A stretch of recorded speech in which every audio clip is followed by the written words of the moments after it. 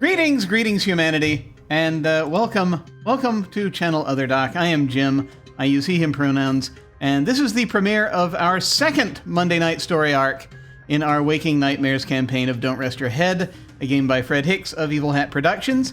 This is a supernatural horror game in which the Insomniac characters have been awake for so long they've developed strange abilities and can freely interact with a realm of living nightmares.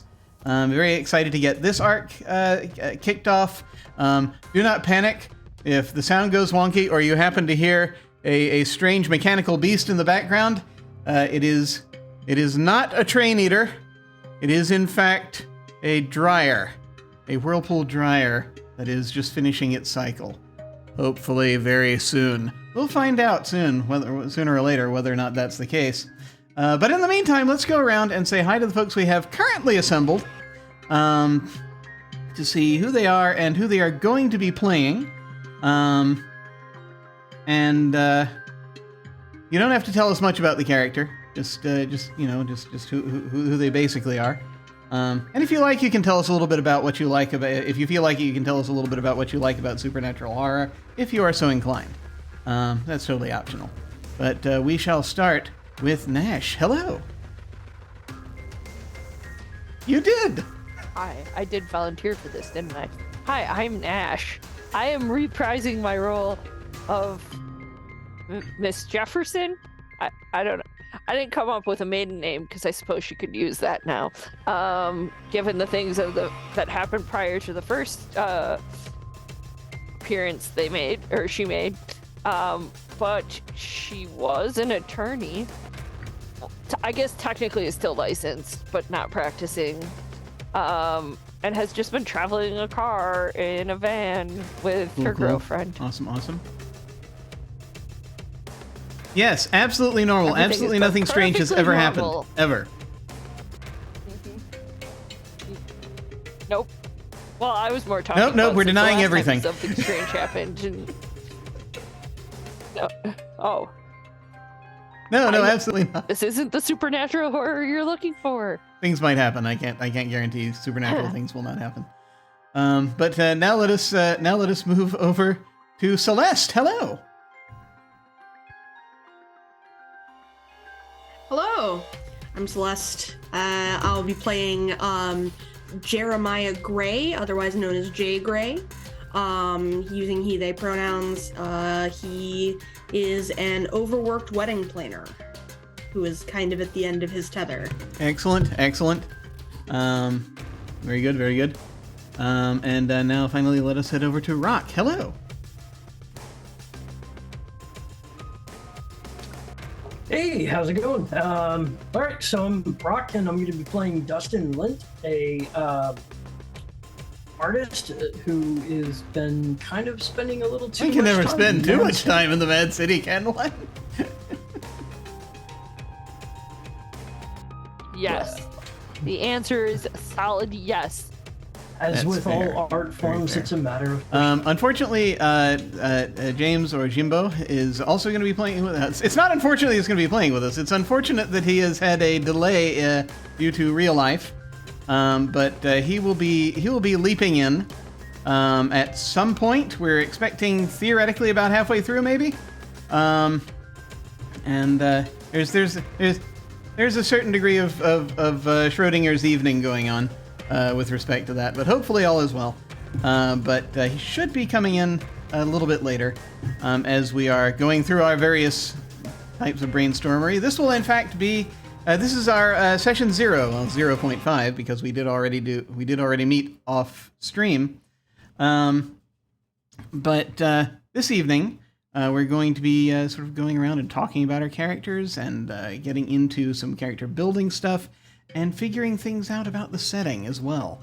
For at least the additional pieces of the setting. This campaign's been going on for a little while now, but there's more to contribute. There's always more that can be built on to this kind of thing.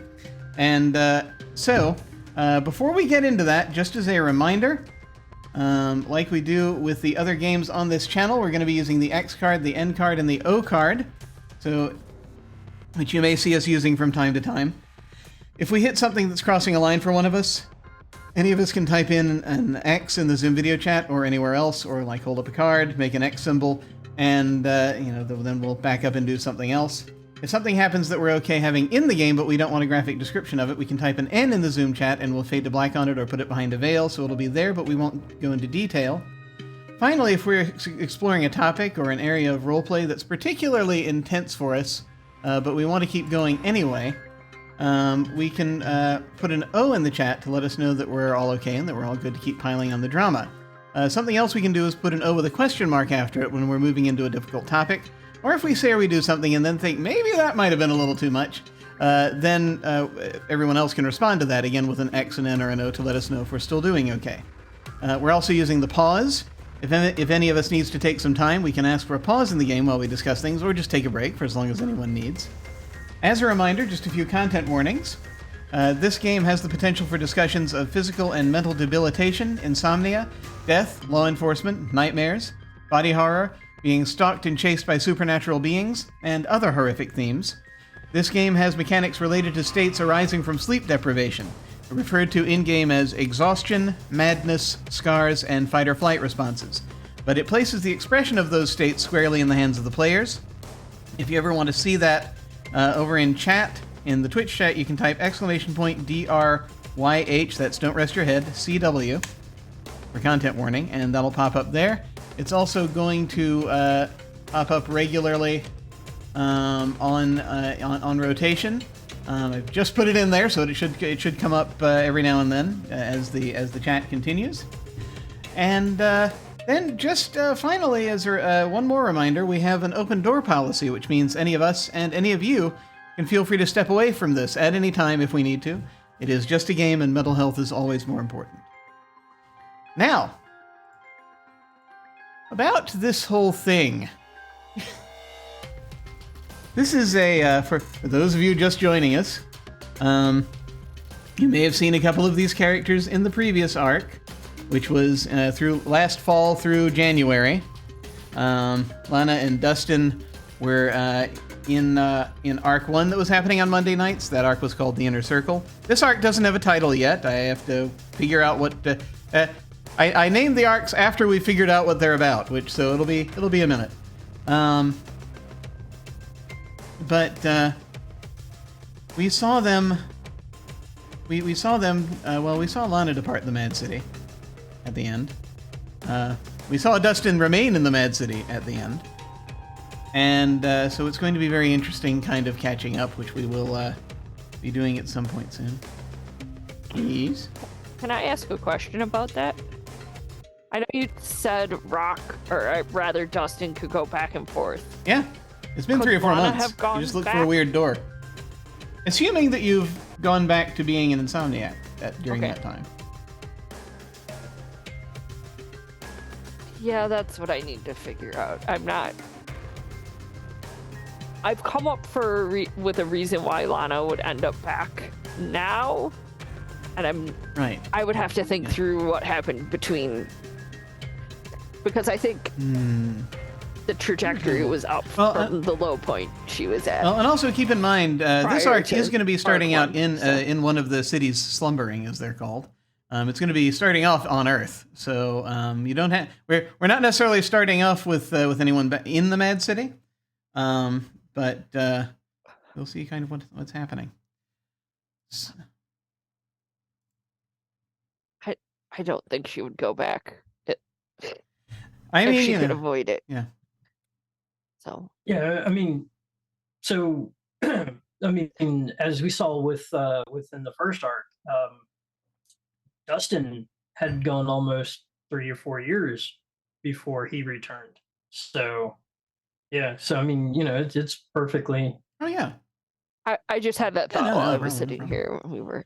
But what we're going to do now is we're going to talk a little bit more in depth. We're going to start by talking a little bit more in depth about the different characters that we have here, and going over the character questions.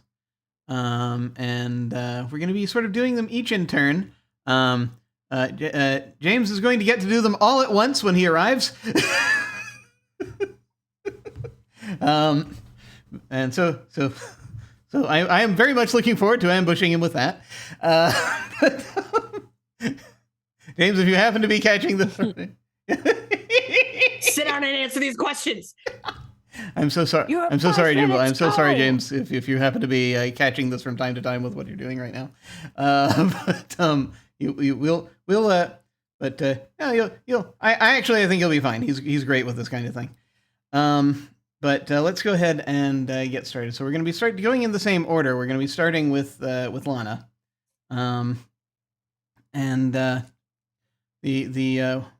whenever James does arrive, he'll be in the second position after Lana and before Jay.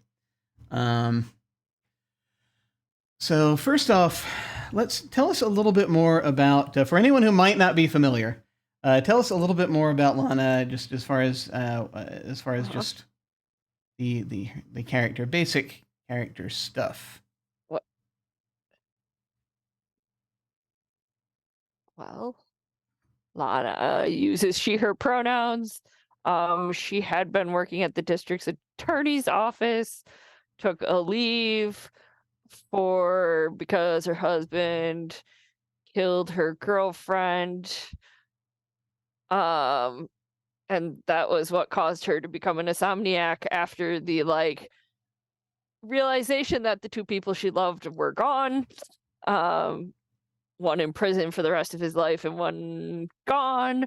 But since the end of Arc 2, Lana's life has been on an upward trajectory. I think I had Lana end up in Chicago, of all the random places to end up, and in a bar with another woman who I've decided is named Jax, and Jax and Lana are traveling the country in a van. And I do want to mention Jax has the image in my head is that of Jax from Mass Effect, only much more clothed most of the time, or at least somewhat more clothed most of the time. So there's a very juxtaposition between super professional former district attorney and tattooed woman, but it just works. I see you are an individual of culture as well. Sadly, I'm a cultureless heathen, and I have not played Mass Effect. So, but what I need to know is how are... It's Spelling, specifically please. Mass Effect 2. Sorry. Thank you. JAX. Let me go ahead and put that in. This is Lana's current girlfriend. Gotcha. Yes. Cool. I figured also somehow the reason that Lana would be on the way to a wedding of some sort. I was thinking in my head it was Jax's sister who was getting married, and Jax's sister was much like Lana, the very prim, well, not prim and proper, that's not necessarily. Well, let's hold on to stuff about the wedding for now, clean cut. Because we're going to want to brainstorm that kind of as a group when we get to that. So we'll get into it. I just want to make sure everyone's got an equal opportunity to jump in and participate on that. But very good. Excellent. Okay. Very good picture of Lana. Let's go ahead and move over to Jay. If that is unless you would like me to jump ahead, in which case, sorry, I started speaking and then I noticed I was like, oh, just clearing my mouth, so I'm not talking. No, it's fine. Okay. No, it's fine. Oh, it's no problem. Tell us a little bit more about Jay. Timing. Please. So Jay is a sort of overworked, exhausted wedding planner. He is probably about mid-30s, a little bit older, chronically single. And he is one of those individuals that sort of oozes confidence. he always seems very sure of himself, always seems very well put together and clean cut. Really just kind of like, you look at this guy and you're like, he's got his shit together. He knows what he's doing. He's been running his independent wedding planning business for some time now. But recently a whole bunch of the individuals who were working for him either had to leave the business, or they had personal things crop up that have caused them to take an extended leave of absence. So it's kind of just been him and one other person for the past year or so. And hence leading to him becoming highly overworked even more than usual. But he's one of those people that seems to be able to handle the work of several people. It's almost like he's more than one person. Sometimes that happens to you, you know? Sometimes you get this feeling as though you're playing several different roles as of different people or different characters on different days or evenings. It's very strange. I'm not sure where. Yeah, I don't know. It happens to me a I wouldn't couple know times. anything about that. Yeah. I was gonna say it happens to me a couple times a week. I'm not sure. Yeah, I'm not sure where that comes from. It's a very strange phenomenon that I've noticed lately. I'm not. I can't quite get a hold of it, but it's odd, isn't it? Yeah. Something like that. Yeah. Chronic TTRPG player. It couldn't possibly be the game. They can't possibly be the problem. No, everything's fine. I don't have a problem. What are you talking about? I hate to say this though, but I'm realizing that probably while streaming a tabletop RPG is not the time to try to convince anyone that I am not addicted to tabletop RPGs. That just sort of occurs to me. But Nah. It sounds fake. That doesn't sound right. It's probably fine. Incorrect. But in any case, enough of this. Enough of this falderall. Let's head over to Rrok. Tell us a little bit more about Dustin for those who may not be familiar with him.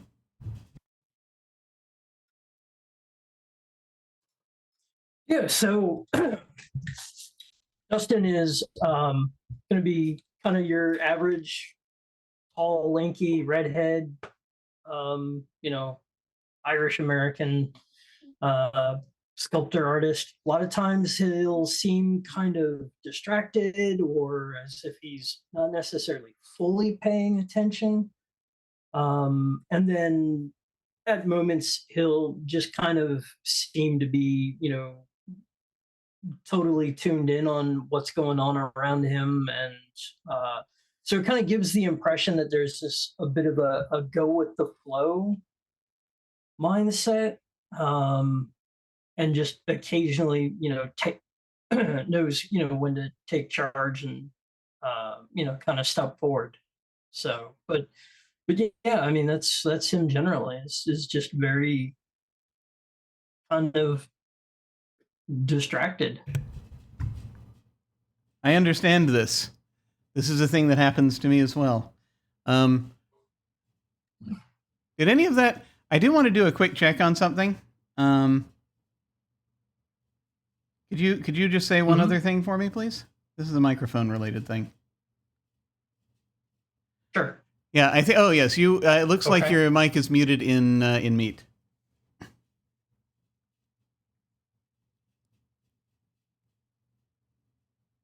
Yes, infinitely. Thank you. There, very that better? Appreciate it. Very cool. Very cool. Awesome. Aha. Okay. The captions. But yes, no, that's very good. That's very good. Now that we've gotten a tiny piece of that information, as I return to the other, there it is. There's the right tab. We're going to go through the character questions, some of the character questions now, and sort of talk about that, so that we've got more of a good impression, sort of things involving characters. I would just like to ask that once we get Jimbeaux, once he gets here, we may need to repeat some things just so that he'll have any information he needs when we're making connections with people, that kind of thing. But for the nonce, we're going to start again with Lana. So what has been keeping you awake lately? Lately, I decided it was the anniversary of the murder. And so I think it's like nightmares of Okay, so let me just to double check this. So this is going to be taking place in it's basically late winter, early spring, and so that's when we're saying it happened in the timeline. So yes, It's about 3 or 4 months after your time in the Mad City, right? Is correct. So I'm thinking that like there was some amount of investigation and then a trial, and then that would have happened, and then we have some time. Cool. Yeah, so no, I mean, and anniversaries like that, absolutely, they can do a number on you. I mean, I'm watching a murder trial, and it took them like a year to even like what's the word? Arrest the guy that they have on trial right now. Yeah. So yeah, that definitely will do it. And just so I'm clear again, just so I remember, this is the anniversary of the murder or the anniversary of the initial trial? Okay, all right. Murder. The end of the sentencing was before last term. All right. So,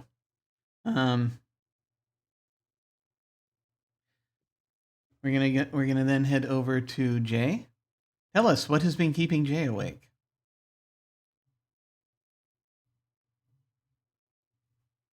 So he is currently working a wedding.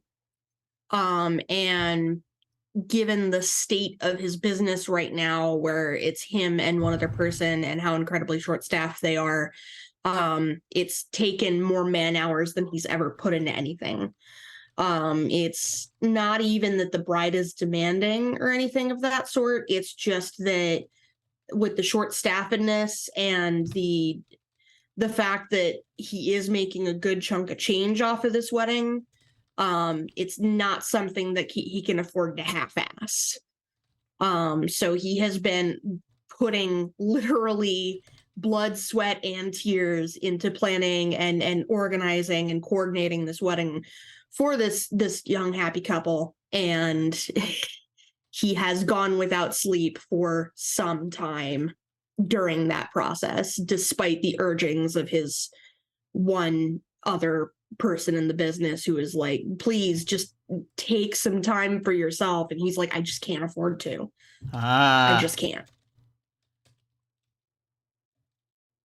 He's one of those. I don't know anything about that. All right, awesome. And now for Dustin. What has been keeping Dustin awake lately?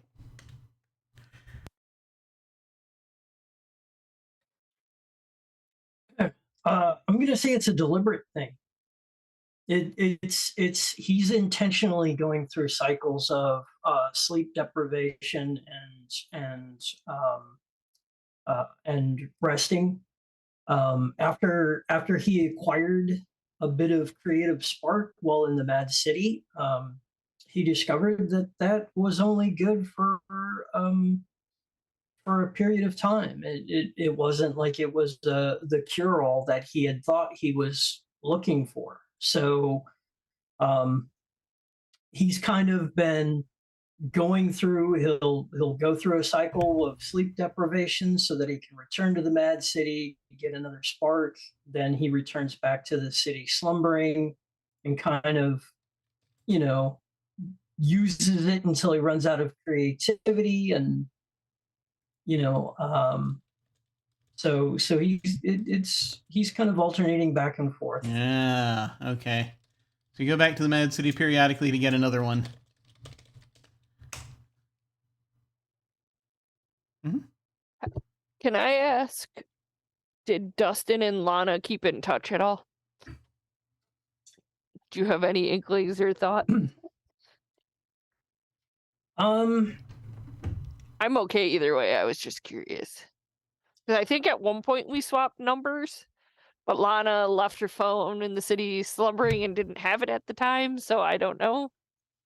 Right. I'm thinking there may have been like so. I'm thinking that it may be like the occasional update, similar to how Dustin had occasionally kept up with Lila.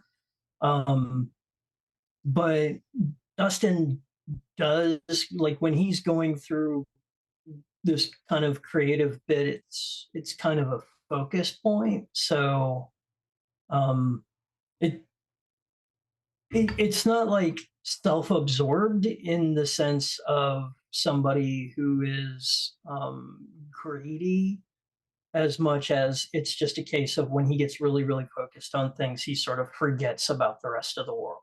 Okay. So I would say that there's probably like the occasional thing like Like, hey, thinking about you. Hi. yeah, like maybe Lana sends like a picture of some kind of view while she's out traveling, and then he responds back with a "Oh hey, that's really cool," and maybe a comment or two, and then it's radio silence for weeks. This was again merely just a thought I had. Hmm. So you could have told me no, absolutely not. But cool. I was also, after I asked the question, I was like, well, assuming in 3 months you could get like decent amount of places in that amount of time driving, like, Yeah. and stay time in places, but It's a funny cool. thing. There is seemingly cell service in the Mad City, but it perhaps might be something pretending to be cell service. It's not. We're not sure. There's a thing that does the same thing as cell service. Guy that got us trapped in that. And sometimes, so it's not always reliable. Here's the thing. It's not always reliable. But it's, I mean, it's it also that could be happens. that, like... But not a lot of people in the Mad City tend to carry like, cell phones, but some do. Sorry, go ahead. Oh, I was just gonna say that, like, maybe Lana just assumes he's creating art for the periods of time that she can't get in touch with him. Not really realizing, like, he's going back and forth. Like, she knows he stayed, not realizing he's going back and forth. Yeah. There is speculation that the thing that is I am seeing already. There is speculation that the thing that's replacing the cell service is the broadcast, and I can't answer that question one way or the other necessarily. But I will say that he certainly has demonstrated the ability to access cell phones. He can broadcast anything, seemingly. Would he maintain an entire network? Who knows? And actually, that is a question: is a network being maintained? Most of the phones in the Mad City are landlines. I will put that out there, though. But I digress. So I kind of want to know more about your dealer. A little bit, and we can sort of figure it out as time goes on. About who your spark of creativity dealer is. But did you have any thoughts you wanted to present up front with respect to that, Rrok?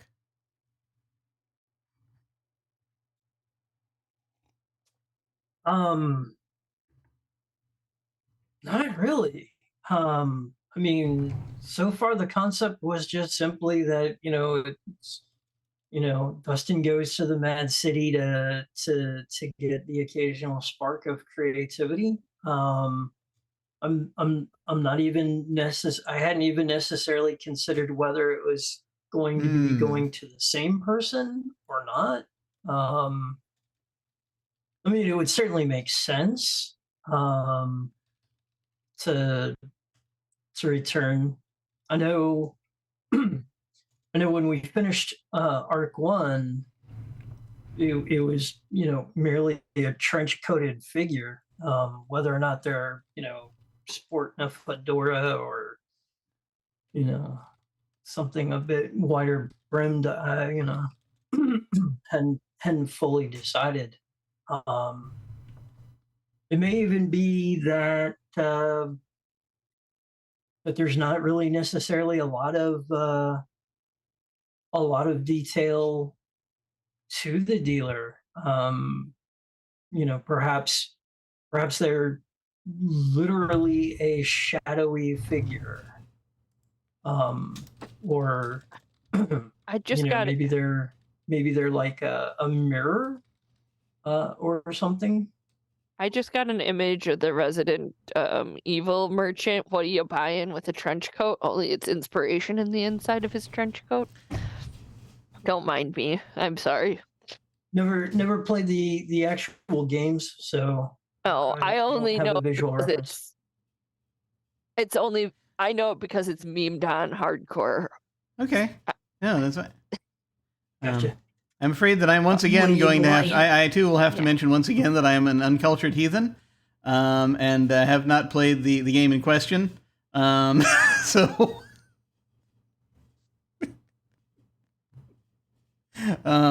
so the reference is alas lost on me, but I like the idea of the idea of someone out selling things out of basically the. Let me be careful how I phrase this. I like the idea in fiction of the trope of the person selling the stuff out of their coat, that kind of thing. And so that's pretty cool for this narrative, and definitely fits in with the Mad City. Now, circling back over to Lana.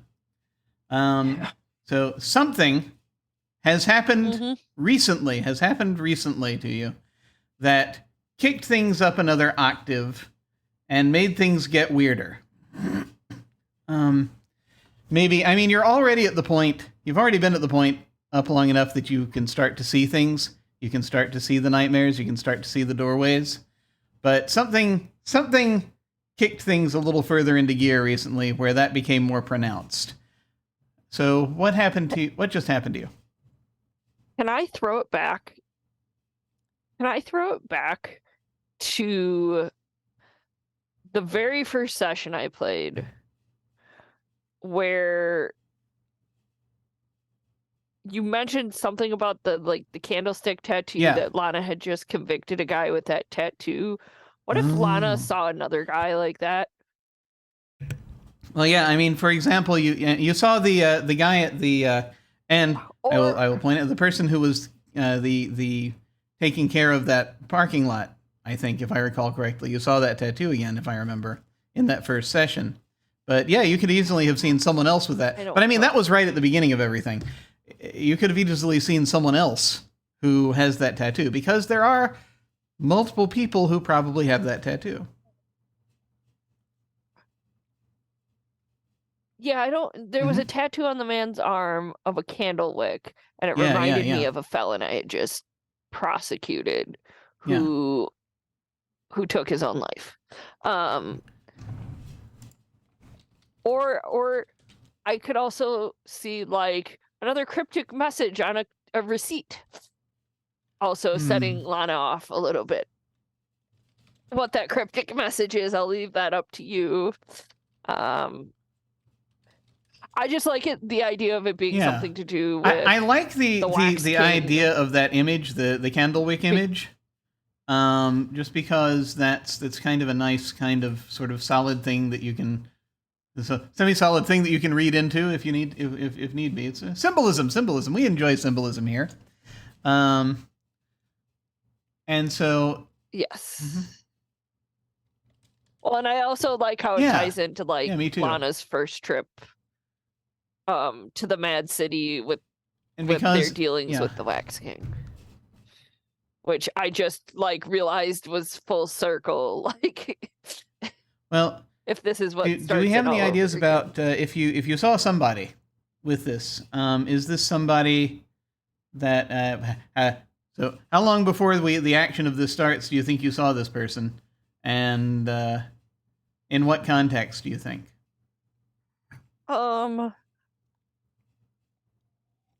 So I think Lana has been like endeavoring to get to all the national parks, like during their leave of absence, maybe permanent retiring of being a lawyer. So I mean, it could be a similar context, like being at the park and or I think it's probably something outdoorsy. Like it literally could just be someone she walked by on a hiking trail. Yeah. Like who had it like on a forearm or a bicep. Yeah, this muscle that I biceps, don't have that I can't think of the name of. There, as far as I'm aware, that's where the diagram on the machine tells me it is. At least. But unless like I mean it could be it could have been anywhere. She would have saw it or you can also I can do random stuff too another here if you idea. want. But, sorry, go ahead. The other idea would be like, what if it was just like either the cashier at a gas station, like the convenience center part, or like somebody like in a place where you would be on the regular. Well, those are kind of my two ideas. I don't have strong. I like the first one better, honestly, just because. As someone that you ran into randomly on like a hiking trail or what. I like the idea that it was a different hiking trail from that one. Yeah. From the one that you started on, think, basically. It's like, yeah. Well, I think, yeah, and I think Lana probably is making a loop from Chicago, like back west, hitting national parks. Yeah, interesting. Yeah. I like the idea of Montana because Montana's pretty. It's an interesting question because I have to figure out what sort of connection that the Wax King might have to the idea of national parks, because it's not exactly him. He's more of a sewer person, as it were, but at the same time, there might be something. I will think about it for a bit, and then we might also generate some stuff in a little bit. But I like the idea that there, the raccoons are his agents. Did you just say raccoons are his agents? They could be. Yeah. They actually. I love that. They could be. Raccoon. And his raccoons have a little bit of wax on the end of their tail to denote their. Well, yeah, I mean that's the thing is that's I do love me some trash pandas. Part of that works strangely. Hang on. Note to self: raccoon spies. Okay, let me. I'm gonna just put that in a separate. Oh boy, we're about to experience a spatial shunt. So, Celeste, you're not supposed to feed the storyteller. This is how bad things happen. It's entirely possible. Greetings, sir. Hang on. Let me. Not in this case. Let me get us set up and bang. Strangely enough, in the overlay now, you are the only one who's in the exact right position. So give me just a second.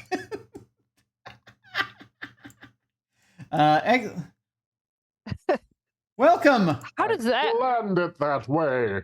Welcome. This is hilarious. Jimbeaux or James. Welcome. Well, thank you for coming in. We were just figuring out a thing, and we actually were coming to the end of of one of the character questions. So this is actually a good time to dive in. Let me. Would you feel free to tell folks who you are and who you're going to be playing? I am Jimbeaux, or James Silverstein. I am a author of hard-boiled detective fiction with necromancy in them. I have been gaming for 42 years now. And I will be playing Colm, who is a ex Irish footballer who has fallen into alcoholism. Righto, righto. Cool. Let me go ahead and pull up one or two things here. Here we go.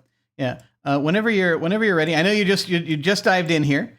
But whenever you're ready, go ahead and also click on the second link that I put in the Discord, which should be for meet. And so you can get into the meet as well, and so they'll be able to see your captions. Yeah, no worries. Hold on just a minute. Yeah. Basically, you can turn off the camera in that one, and you'll want to, if you haven't already, you'll want to mute that tab so you don't get the audio doubling up on you. But there you are. And is the sorry folks, just doing a quick audio check. Are you getting the audio doubling, or is it already set for you? Excellent, cool. So all you need to do now is unmute the microphone, not the tab, but the microphone in there, and you should be good. Awesome. Okay. Is this working? It is not showing up. So it may be trying to ping the wrong microphone or something along those lines. So we don't need to worry too much. But if you like, I'll give you a moment. I'm going to go ahead and go on to the next. We'll go ahead and go on to the next. I'm gonna jump over you real quick, and I'm going to head down to Celeste to talk a little bit about this same question we've been going into, and then when we come back to you, we're going to shotgun some questions for Colm, if you'd be good with that. Yeah. That's fine. Okay. It just kicked me out of the Google meeting. Yeah. Yeah. If worst comes to worst, don't worry about it. But yeah, go ahead and I'm going to go ahead and on to Celeste and Rrok, and then when we come back to you, we'll do a few different things. Okay. So now, let me look over here. I just took that note. Does the Wax King have raccoon spies? That will be an excellent question to answer later. But for now, for Jay, once again, I believe the question we're on, if I remember correctly, is what has been keeping you awake lately? Or what? I'm sorry, we already did that. I'm a moron. What just happened to you? That's the question. That's right. I think we're doing what. See, I got dislodged. Yeah. What just happened? What happened to you to make? Yeah, what just happened that kicked things up another octave, basically, and made things get weirder? Right. I had a blank for this, but I think I managed to scrounge something together. Not unlike a raccoon. So I think maybe his one remaining assistant, employee, coworker, however you wanna label the people he works with, disappeared. Like, they're just gone, no notice, no calls, and suddenly he is actually, truly, and completely on his own with the wedding stuff. So is this someone?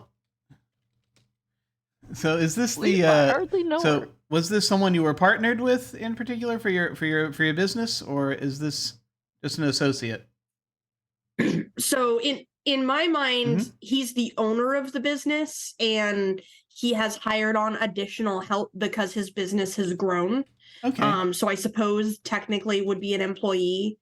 And all of his other employees had either had to quit, had to Yeah. go on leaves of absences for various personal reasons, and he had one person left to help him, and they were managing. It was difficult, it was tough, it was causing sleepless nights during peak seasons, but they were managing.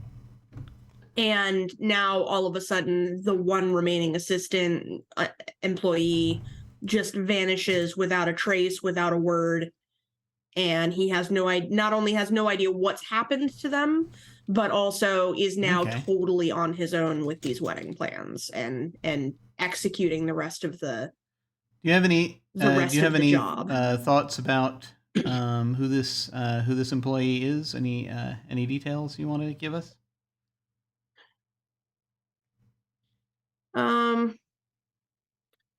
They've been kind of a blank for the most part, but I'm definitely picturing vaguely female. Probably younger, probably one of those people who's kind of a paid intern kind of deal. Going through school, but also working with him.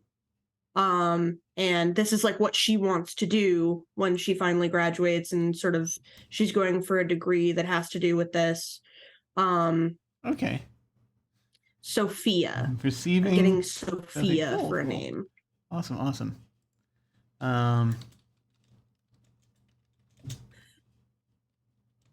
Listen, the characters I speak totally to understand. me. I don't make them. I find them. I totally get where you're coming from on that. Okay, cool. Sure, Sicily. Let me go ahead and let me just double check. Make sure I don't. All right, good. Let me write down Sophia. And that is Jay's missing employee.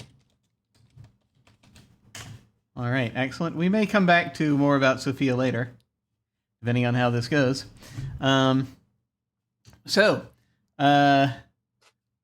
Yeah, that's did she disappear like just before how long before the wedding did they disappear?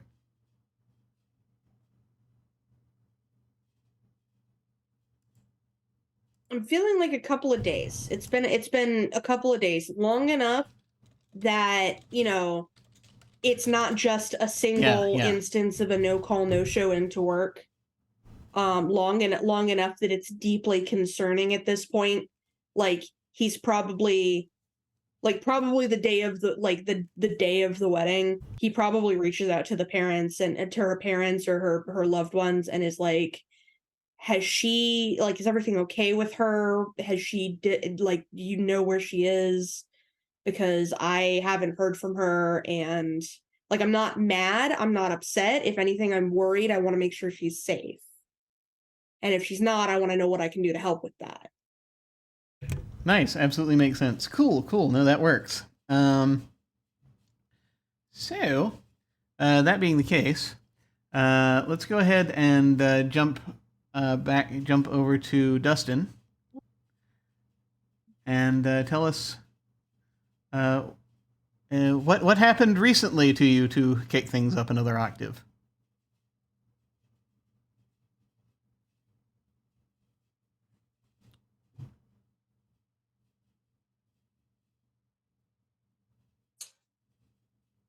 Righto. I'm going to actually ask a question here of the assistant, Sophia, this worker. Were they doing anything, were they in charge of coordinating anything, perhaps services or anything like that? For instance, if you needed to hire somebody to do artwork for the wedding, they could have been a point of contact. Yeah, I can see her having done sort of given that she was just an intern, probably some of the more, I suppose, quote unquote menial tasks, the paperwork and the contacting people / receptionist type duties probably would have fallen to her. Because kind of just like a thought would be is if Dustin had been hired to do some sculptures for the wedding, and all of a sudden the point of contact just kind of goes dark. Like he hasn't heard from that person in a little while, and so now there's this whole kind of, did this contract fall through, or and it's been something that he's been working on, perhaps even the latest reason, his most recent visit to the Mad City for a creative spark was to go ahead and try to really be able to kick something out for the wedding. And so that's kind of what I was thinking of could be the what's just happened to Dustin is, he's been pounding out, really, really working on trying to get a number of art, sculptures and art pieces for the wedding done. And all of a sudden, he's not hearing. There's a cascade. A cascade of despair. I love it. Does that seem Celeste, would that be okay with you?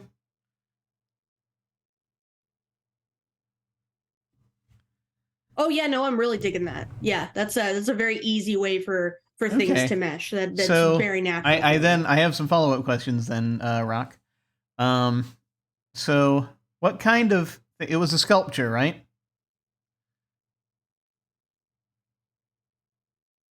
That's what I was thinking. Yeah, several, maybe pieces, maybe like a large piece and maybe some smaller, small to medium style pieces. Okay. So had you already been working on these? How long does it take to, because I would presume if it's like 2 days before the wedding that Sophia disappears, then you must have been working on some of these already.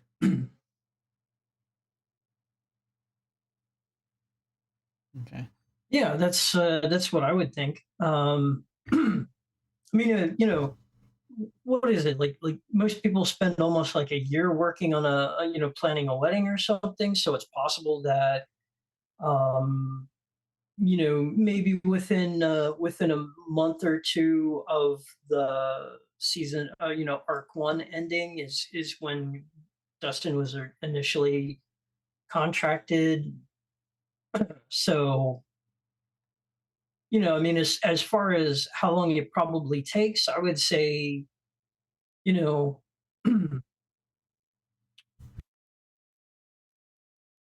would think that it kind of depends on the nature of each individual piece. So, because if there's there's a small piece that would be done like on each of the different tables, I would imagine that more than likely what would happen is Dustin would initially sculpt.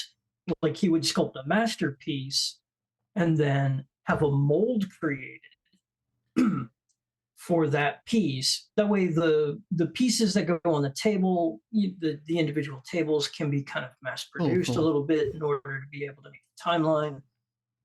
Can I just break in and ask, what's his medium? Is it ceramics or are we talking like marble? Dustin works with a mixture. He works clay, ceramic, marble. It really just kind of. Would he carve ice? Depends. Would he carve ice ever? Because that's the thing at weddings a lot. Yeah. Yeah. And that would be something that he would have to work on the day of, or like just a couple of days before, because that's a medium that's temporary, or would need to be stored in like a freezer. Which would also explain. Which would also give cause for a little bit of panic, because if he's ordered this huge block of ice and the tools, and then all of a sudden is not hearing that's from perfect. That's perfect. So you have this. That works. That works nicely. So so maybe you had like a bunch of these smaller sculptures that are made out of ceramic or whatever you want to make them out of, that would go on like the tables, like at the reception or what have you. I'm assuming that's what we're talking about with respect to that. But then there was going to be this ice sculpture that was like the centerpiece that you had to do the day of, needs to be ready just very shortly before. I'm assuming this is for the reception, or did they want Would they have wanted like an ice sculpture at the wedding itself? It's normally at receptions, right? Or am I? Yeah.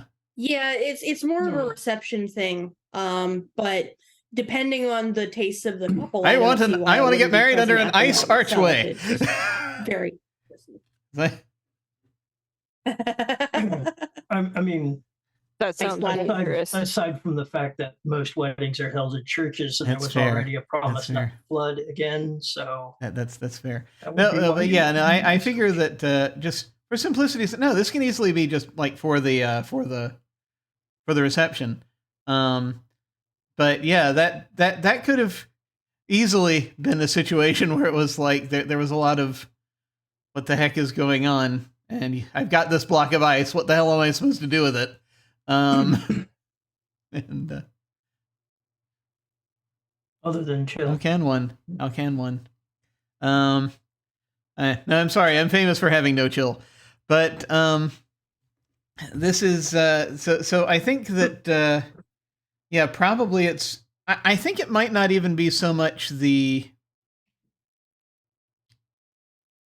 whole what is it supposed to look like thing as it's more of a where does it go situation.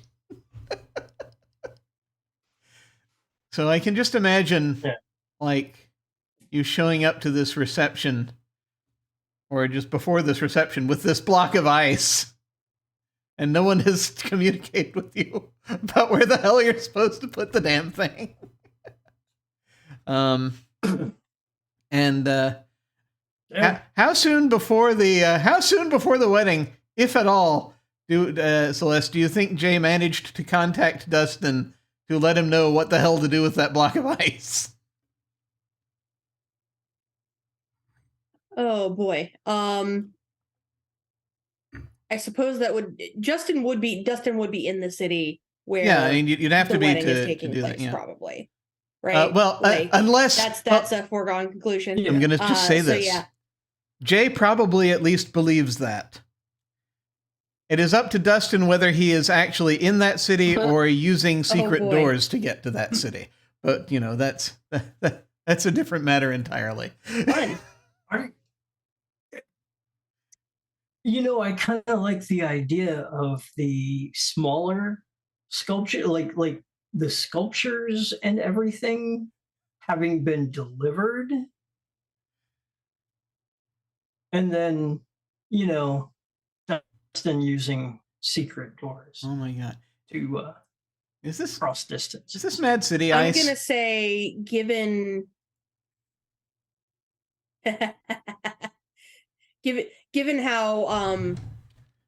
how many things are in motion, how many plates are spinning, I'd say probably he gets about 2 hours notice.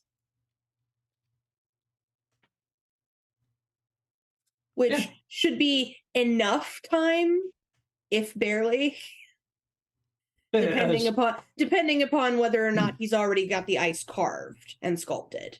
Especially if Jay is under the impression that he's in the same city, that Dustin's in the same city. Right. And I would think that Oh my god.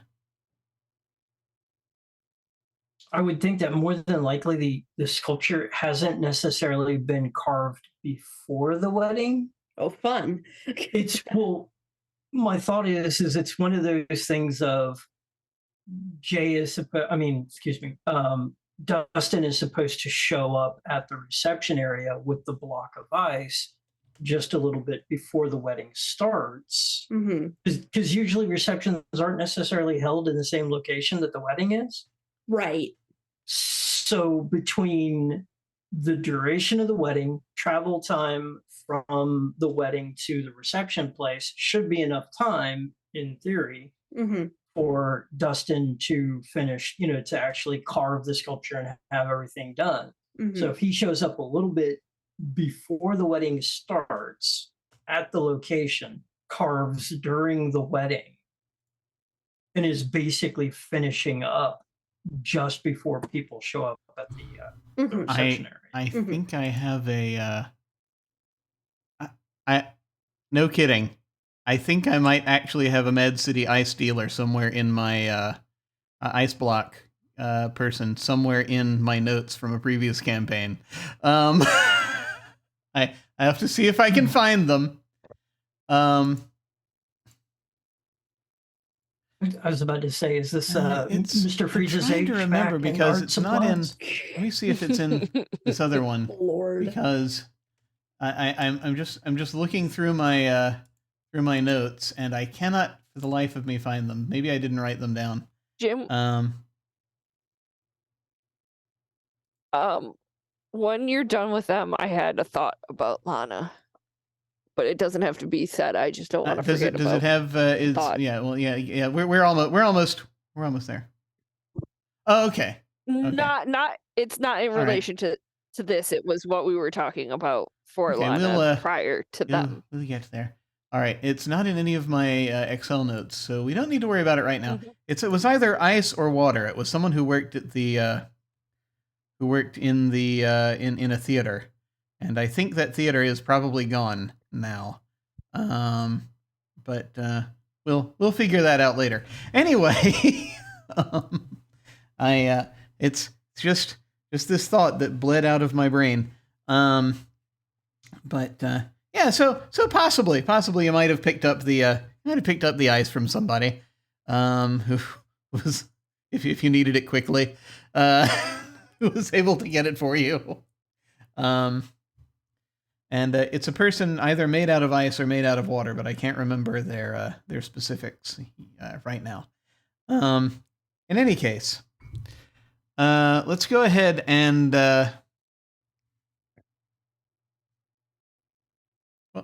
Can I throw mine out there just real quick? Because we were talking about trash pandas. Why not like a raven or a crow? Because most of the places that Lana would be, those wouldn't be out of place. But I'm thinking like one individual crow was always there when they set up camp. Could that be like, or raven? Could that be something tied to the Mad City or tied to the Wax King? This is for this was for the previous question for the what happened recently. There is someone in the Mad City who uses ravens. It's not the Wax King. It is not the crone. Is it the crone? If you want, I could. If you want a raven, we can put one there. But I just gotta warn you, it's attached to a thing. Or we could just say why not both and say that you saw there was a rapid series of things where you saw someone with the tattoo, and then shortly thereafter you saw a raven watching you. You want to do that? It was holding very still. That's fine. How close did you get to this raven, just out of curiosity?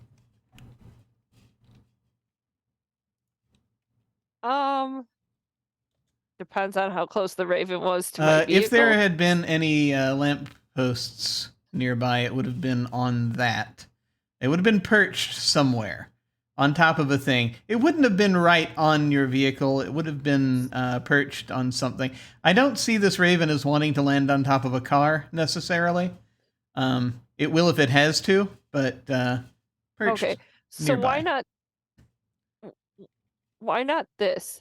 I'm imagining that there, whatever state park and or national park Lana and Jax would have stopped at, the parking lots are illuminated or have lights to be illuminated. So I'm thinking Lana saw the guy with the tattoo, or the person with the tattoo, the candlewick tattoo, in the parking lot. And like, I'm imagining like the sight line is the raven above on like a tree branch or a lamppost, something like that. No, that's absolutely fine. Them. So it would have been okay. Because of line of sight, you probably wouldn't have been able to. So you probably wouldn't have been able to get too close to it. It was staying quiet, but there was probably something that didn't look quite right about it, because it was just sitting there staring at you. Maybe it looked a tiny bit bedraggled as far as you can tell. Its feathers Mhm. were a little rumpled. It was just sitting there staring at you. And I shall make a note of that, and we'll see what happens later, if anything. That said, though, what I'd like to do before we leap back to the next question of what's on the surface for people, I'd like to now interrogate James, if you'd be willing, about your character, about Colm, and some just a couple of character questions. First off, tell us a little bit more if you have anything, any more. Are there any more details you want to give us about Colm?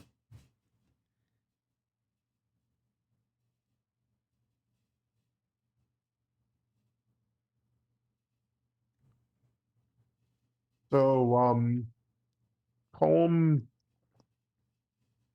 uh, you know, he played football in Ireland. He had a career-ending injury, something to do with his one of his ankles. He was popular enough that he was able to do some like commercials and things like that. Made a decent amount of coin. Recently, however, his alcoholism is kind of getting the best of him. He's becoming less and less reliable, and because of that, he's getting less and less work. But that's a problem for tomorrow, Colm. Right now, Colm is just fine. He is 100% sure of that. And except for so, the not is that sleeping the thing. is that what's been keeping you awake in general, or is there? Yeah. Oh no. No. Colm's been staying awake because he's been awaiting a phone call. His goddaughter, Kaylee, she she called him a couple of weeks ago, and just general stuff, but he got this feeling that something was up.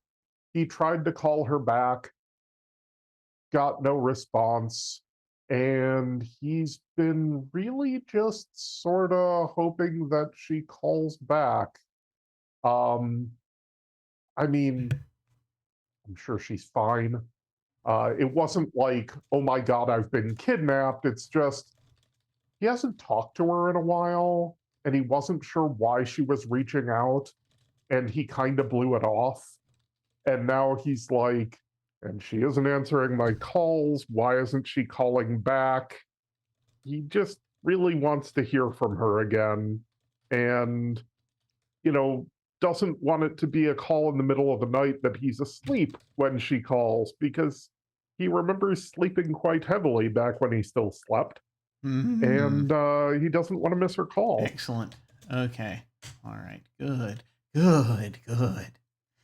Now, the next question involves what just happened to you, and the way that I frame this is something happened. So you've been awake long enough already that you've started seeing things a little bit. Mm-hmm. This is the point you can start seeing the doors and the windows, the things that don't belong. You can start seeing the nightmares, possibly.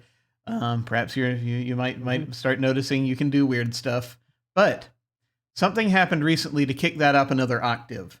There was some sort of tense moment, big thing that happened recently that made things get weirder afterward. Where you were starting, where there was even more weird stuff happening. Do you have any thoughts about what that was? Mm-hmm. Oh yeah. Colm was on a flight to the States to go to this wedding. And it started with, he was watching some sports on the screen in front of him. He was in first class because he blows through money like nobody's business. he's watching some sort of sports or something like that, and he doesn't have the sound on, he's just watching.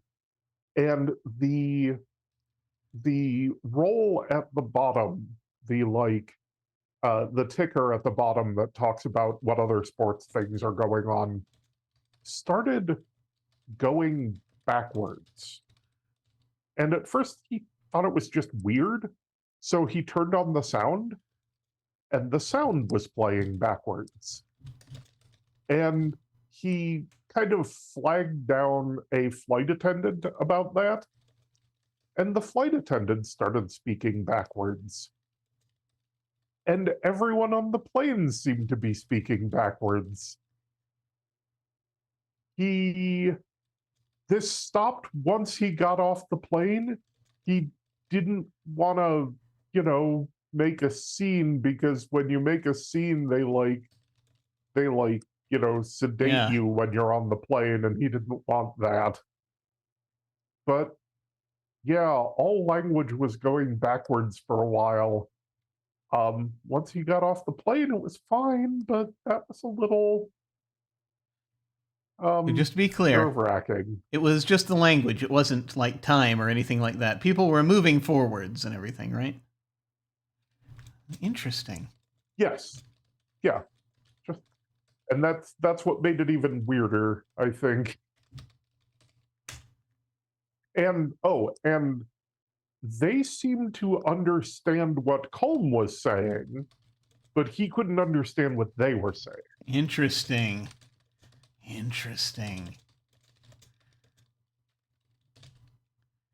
I love it. Okay. So yes, that's got to be a bit stressful. Cool. Excellent.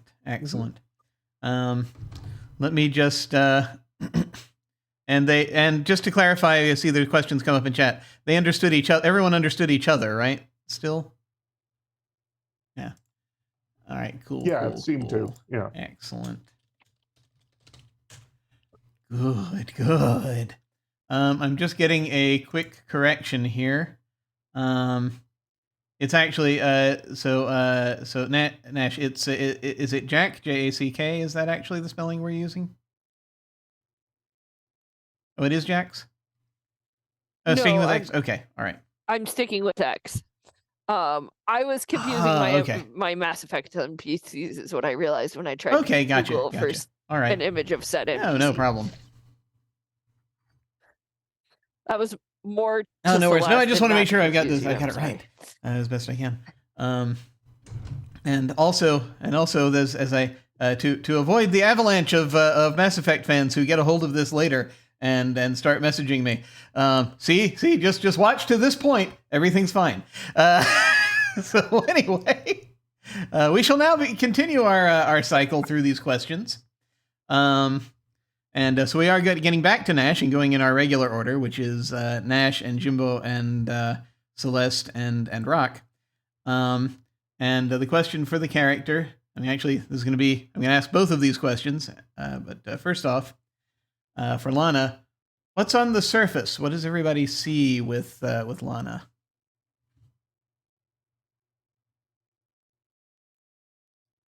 So I think while Lana hasn't actually tried a trial, practiced being an attorney, there's still a level of learned behavior of keeping your cool even seemingly when things are really bad and everything is awful.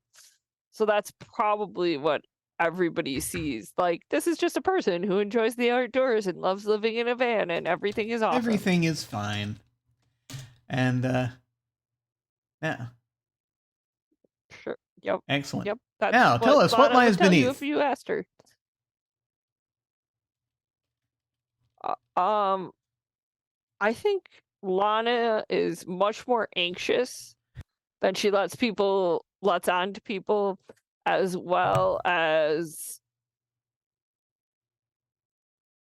almost, well, I guess this kind of goes to anxiousness, almost like watching over her shoulder as a like protection. I don't want anything to happen to Jax. Therefore, I must be constantly vigilant to make sure Gotcha. she's okay. Cool. Excellent. Now we're going to move over to James. For Colm, what's on the surface? On the surface, Colm is just affable and loud. Think a younger, more athletic Brian nice. Blessed, and you've kind of got the idea. Just always is trying to have a good time and always wants to drag everyone else into it. Is kind of, oh my God. The thing is, for anyone who might be wondering why I'm reacting this way, go watch any interview with Brian Blessed, and you'll understand how that kicked up a notch, how terrifying that is. Because I mean, that man has been up Everest like multiple times. It's terrifying. Remind me someday to tell you his wonderful Everest story about. I think I've seen that. I actually have seen that accident on Everest. It's a great story. Or rather, I saw the first part of it, and then I was like, "Oh crap!" But yeah, actually, probably literally. But for Colm, what lies beneath? What do we not see? What lies beneath is he is burning through his money and his good times because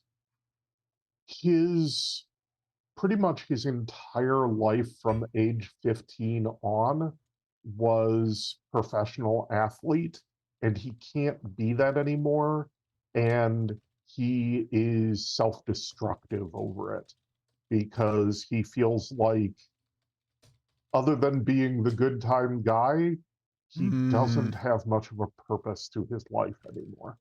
Okay. Understood. Okay, no, just had to take a moment to contemplate what happened to me after my 20s. So, it was nothing to do with athleticism, though. Yeah. Oh, come on, Jim. We knew that you were a famous professional. Let's not reveal my identity. Sorry, luchador. Sorry. Little did Jim know, James was crafting an elaborate call out curses with this character. Well, it had to happen sooner or later. But anyway, so over to Celeste with Jay. What's on the surface? It's okay. I'm used to being the one getting my wig ripped off, so I've been where you are. Jay is on the outside. He looks like he has his shit together. Like he has he has his volumetric shit compressor and he uses it daily. He's got it all. He's like he owns his own business and it's rather successful. He dresses nice. He's well groomed. Constantly dresses in like suits and like bare minimum. It's always business casual at least with him, unless the dress code demands something less. And he has like the stereotypical gay mannerisms. He does a lot of the hand. He's got a little bit of the lisp. So he just seems like a fun dude who just has everything together. Gotcha. And knows exactly what he's doing. Very confident. And so now the next question is, what lies beneath? He's very much the fake it till you make it kind of guy. He is putting on airs 24/7, 365, and he knows it. He is all imposter syndrome, all nervous wreck under the surface, and it's the surface tension that's keeping him together. And he knows one of these days he's gonna burn out, and everything that's holding it all, everything that's holding itself up. One of these days, one of the little one of the sticks is gonna move, and the bridge is gonna collapse. He knows it's coming. He knows it's coming. He can only keep this up for so long, and he knows it's any day now. He takes it one day, 1 hour, sometimes 1 minute at a time, because that's all he can do. He just has to keep rolling. He just has to keep rolling. He knows he's gonna hit rock bottom eventually, but until that time comes, all he can do is maintain momentum. Good. Cool. That's too real. I like the imagery though. That'll be very good. Cool. Awesome. And so for Rrok, again for Dustin, what's on the surface?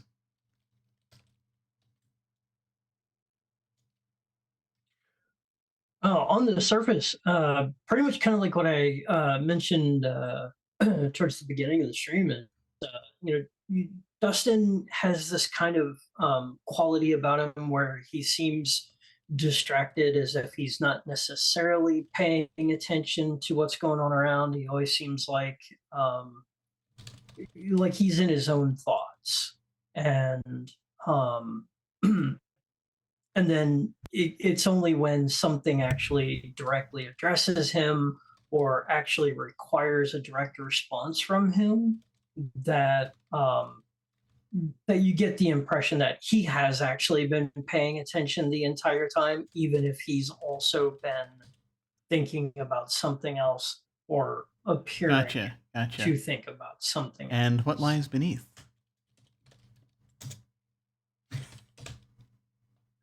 Nothing. Absolutely nothing. Half the time it looks like the gears are turning, but in reality, it's lights on, nobody's home. The head is empty. He his creativity that everybody just kind of figures like he's always got to be like thinking of something or coming up with something, and in all honesty, the majority of the time his actual creative genius seems to come from somewhere outside of him. He'll be sitting there one moment, and then the next moment there's an idea almost entirely formed. It's almost like he has no idea where this is coming Interesting. from. He just knows that he's a vessel for it to create. Nice. I like it. Okay, so let me see here. Where are we? Yes. We have one more question before we about your path that I want to everyone's paths that I want to ask, and I'm thinking after that we might take a break if we'd be good with that. So I'm gonna go back to Nash, and so this question, what's your path? The way that I kind of try to further define it. It's sort of in the book they talk about where are you headed, essentially. But I kind of also like to get a little more information with that, and sort of is like if you have any sort of personal goals your character is trying to achieve, what does your character want is kind of what I'm thinking about. And so what does the character see their future being kind of in terms of that? So we're going to start again with Nash. What's Lana's path?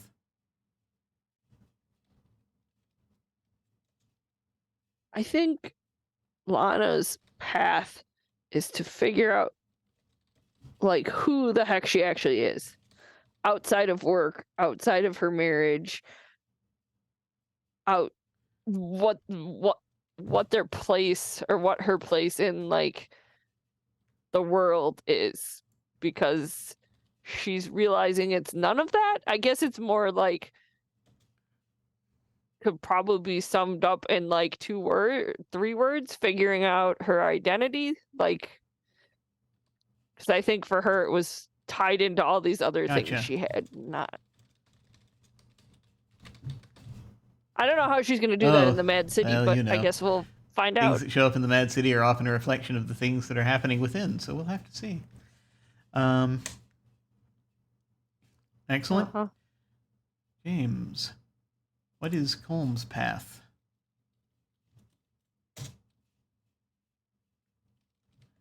I think he needs to find new purpose. He's coasting on the downhill of what he was. And while riding that sled or those skis can be fun, eventually you're going to hit the bottom and you're not going anywhere. Colm needs to find a new mountain to climb. Excellent. And Celeste, what is Jay's path?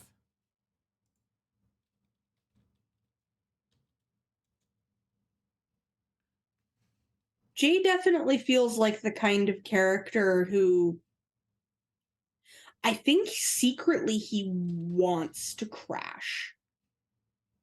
I think he wants to crash and burn. I think it's not until he crashes and burns and everything comes falling down around him that he can begin to build something new from the ashes. Ooh. Interesting.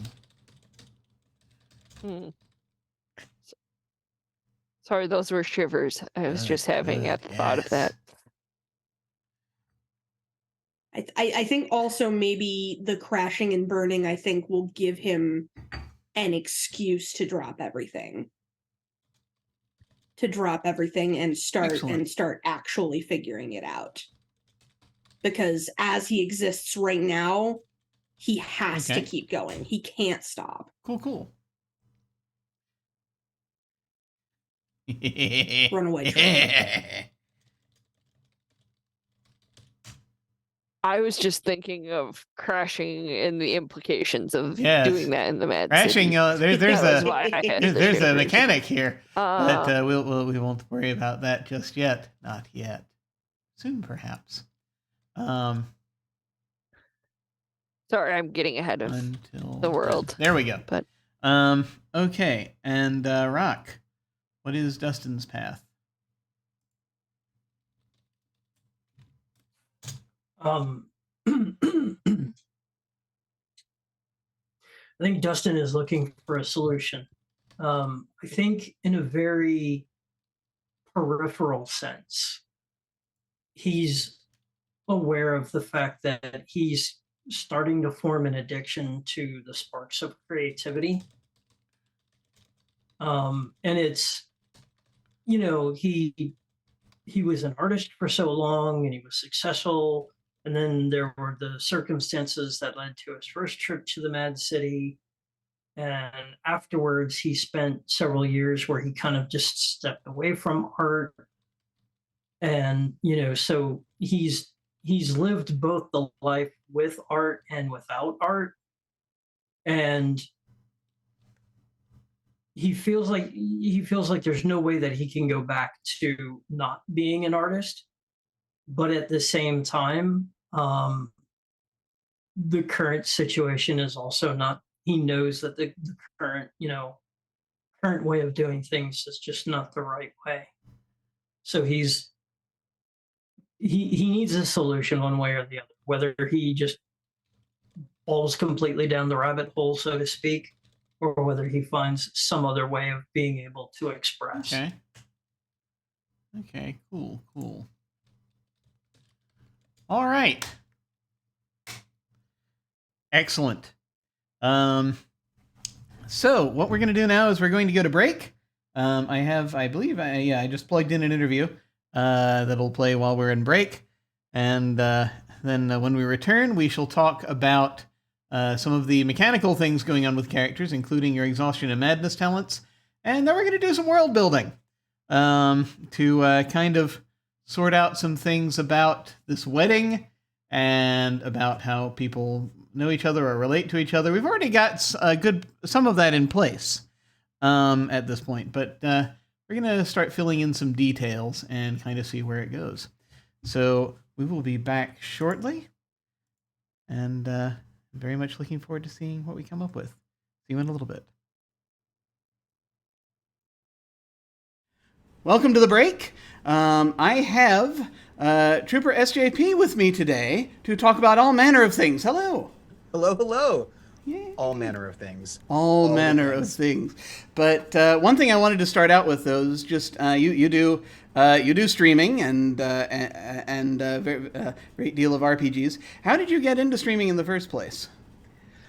It must have been 5 or so years ago when I was watching Geek and Sundry, and that's what got me into streaming. I mean, I wasn't one of the old video game Twitch folks. I got into it through RPGs, and I was watching Geek and Sundry, and that sort of led me to Hyper, which led me to one particular. And I was doing sort of community stuff, and that led me to one of their GMs, and I became a mod in her channel, and Random Tuesday, she's great. And the thing that happened was that I thought, well, this would be fun, but I can't stream because I'm a teacher, and that might be weird. Like, what if my students find me? Like, I just don't know. I don't know if I could do that. It just might not be logistically feasible. And then she ended up streaming on her own channel. She's just started streaming, not just through Hyper RPG, but on her own. And I became a mod, and I thought, she is not only a teacher, she's like a middle school, elementary school teacher. Like, and I'm teaching university students who cares? They're all, you know what I mean? Like, if they actually see me, it probably wouldn't make a big difference. And seeing her do it and having someone that I could ask questions to and figure out, okay, well, what are the logistics? How does one do this? Like, how do you deal with, because this streaming is not just, can you get the tech up, but it's also, okay, well, do I have to worry about my students finding me? How do you manage the emotional part? And having a model of somebody who was able to create a community and sort of manage it well made me think, oh, yeah, no, I can do this. And I started off easy mode, doing streaming through my PS4, because the PS4 has a button, and I don't actually have to know. I didn't have to know how to do OBS or anything like that, and that just started it. And from there, I figured out how to do OBS, and then from there, like little bit by little bit, I was able to work through it. And I mean, what's interesting to me is that it's a much larger. There's a lot more to it than one might initially think. Especially, are you going to have a Discord and sort of try to do community building through that as well on top of it? Will you do games, RPGs? How are you going to sort of think about getting art or not for sort of setting everything up? What kind of experience do you want to have? And I suppose, what kind of streamer do you want to be? And I learned that there are these streamers who play, I don't know, Fortnite, and they have 18 million viewers every time they show up, and they also stream 80 hours a week. And I was like, no, I don't want to do that. That won't be, that is interesting, but not interesting for me. And people always say things like, oh, if you want to be more popular, you could stream these things. And I was like, yeah, I'm going to stream what's interesting. And then I think what's great about that is that you then cultivate a community who is there for that. And then you can stream the kinds of things that you're interested in and get a community of people who are also interested in those things. And it's just nicer. Cool. Now, I see that, speaking of getting into streaming communities, I was looking through your website, and I see that you did a newsletter for one of the, was it a Hyper RPG show? It was, yes. It was for their Shadowrun game? Yes. Would you like to talk about it a little bit? Sure. So, you know how some people are, there are different types of gamers out there. And I have always been a sort of a character-driven simulationist gamer, whereas I'm really interested in the world itself and how people interact in that world. And one of the things I've always loved to do as a GM is, depending on the setting, is create newspaper stories. Because I like to, rather than having a set plot that I do, I tend to have a world, and there are people in the world who have plots they have going on, but who knows what will happen. And I really like to have a world where the players impact the world both in small and large ways. And I always wondered, well, how do I let the players know in an organic way the ways in which they're impacting the world? And having a newspaper was one of those ways that I would do it, where I would sort of come out with a newspaper every couple of sessions that would sort of mark in these small and subtle ways the ways in which they've impacted the world, as well as have plot hooks. And so for this game, which I loved, I thought, well, what could I do? And what I decided to do was to create a reporter character who was in the world that the show was set in. And I thought, okay, here's a person. The challenge for myself is to write stories based on only what was happening in the public of that game. So any kind of conversations happening behind closed doors, a reporter would never know about. But if there's a firefight downtown on the freeway, a reporter would know about that. And then sort of writing these stories that would sort of inform the community that grown up, because there was a bit of a metagame in that particular RPG as well, where viewers could sort of do faction turns. And so I was reporting on the faction turns, and I was reporting on all the public things, and other people became really inspired, and they would also submit stories. And it was just this kind of neat sort of in-game world to show in some ways the ways in which the average person on the street might view Shadowrunners, PCs, and the ways in which that might impact regular folks. And that was really fun. And that was a big project in the end, to sort of put out a newspaper every week. But it was good. It was really good. That was great fun. And that was one of my first my personal big entrance as more than just a viewer for a streamed community. It's a very interesting thing, really, because it's just and I think it just shows how early on we still are with this whole medium, that it can be that engaging. But I haven't heard of many streams doing something like that as of yet. Yeah. But it's very cool. It's very cool. And it's all about, I think, that's all about player investment, right? Yeah. Or viewer investment, and the different ways in which you can get viewer investment. And I think Hyper RPG does a lot, but a lot of the ways in which shows will generate viewer investment is through donations, but that's not the same thing as having viewers create things. Yeah. And how do you create a show that allows viewers to create things without negatively impacting the campaign? Yeah. Which can happen in all sorts of ways. I mean, I've seen shows where people are able to donate, and donate will get you things, but what that ends up doing is skewing. Like, well, now the players have 18 advantage things, and you're like, well, that's going to be a little bit rough, or trolling happens or whatever. So ways in which you can get a healthy engagement that encourages players to sort of take on the living world and sort of, what did that actually really well? Mm-hmm. It was Shield of Tomorrow had this Discord channel, which was Shield of Tomorrow was a Star Trek RPG on Geek and Sundry. Mm-hmm.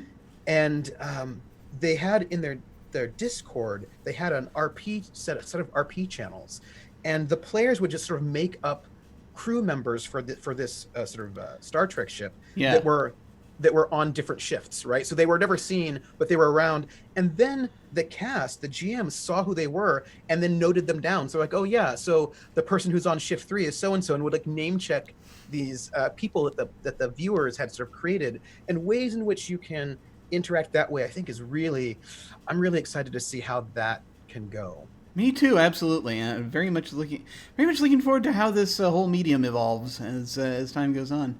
Well, thank you very much for coming and chatting with us for a bit. If folks want to find you online, where should they go? Ooh, you can find me on Twitch at TrooperSJP, which is where I do my streaming. You can find me at Academic Foxhole on Twitter, where I speak randomly about things, inconsistently, intermittently, and oddly, and too verbosely. You can find me in either of those places. We encourage verbosity on this channel. Excellent. All right. Well, folks, I'm going to throw things back over to me, or possibly to a video graphic of some kind, if we're still backstage panicking, which we probably are. But in the meantime, we will see you later.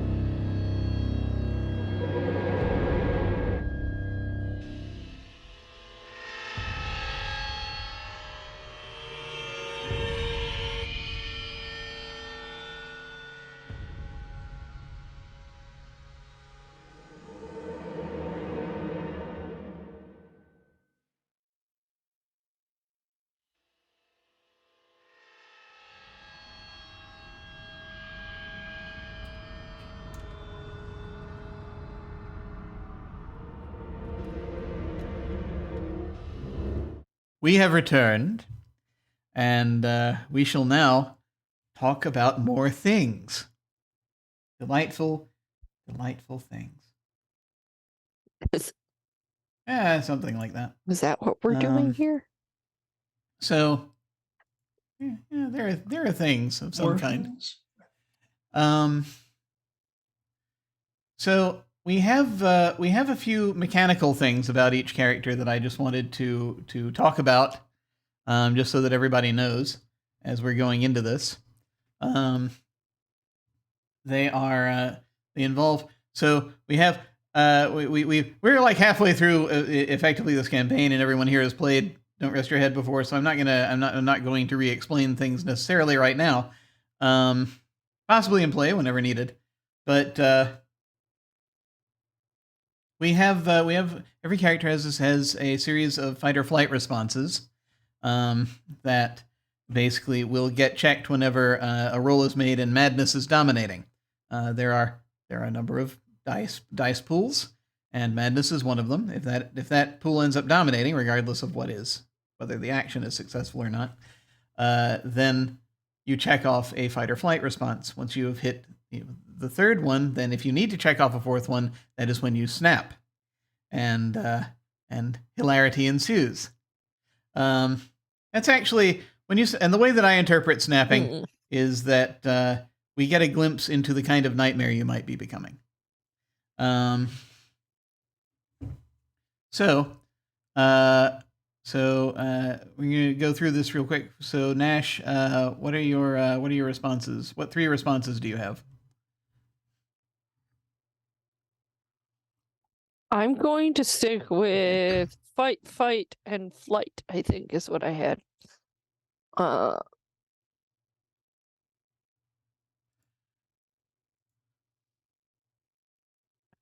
Gotcha. Yeah. Fight. On the Roll20 character sheet, flee. it's the person who put that together called it flee. In the book, it's flight, but yeah, so we can use it interchangeably.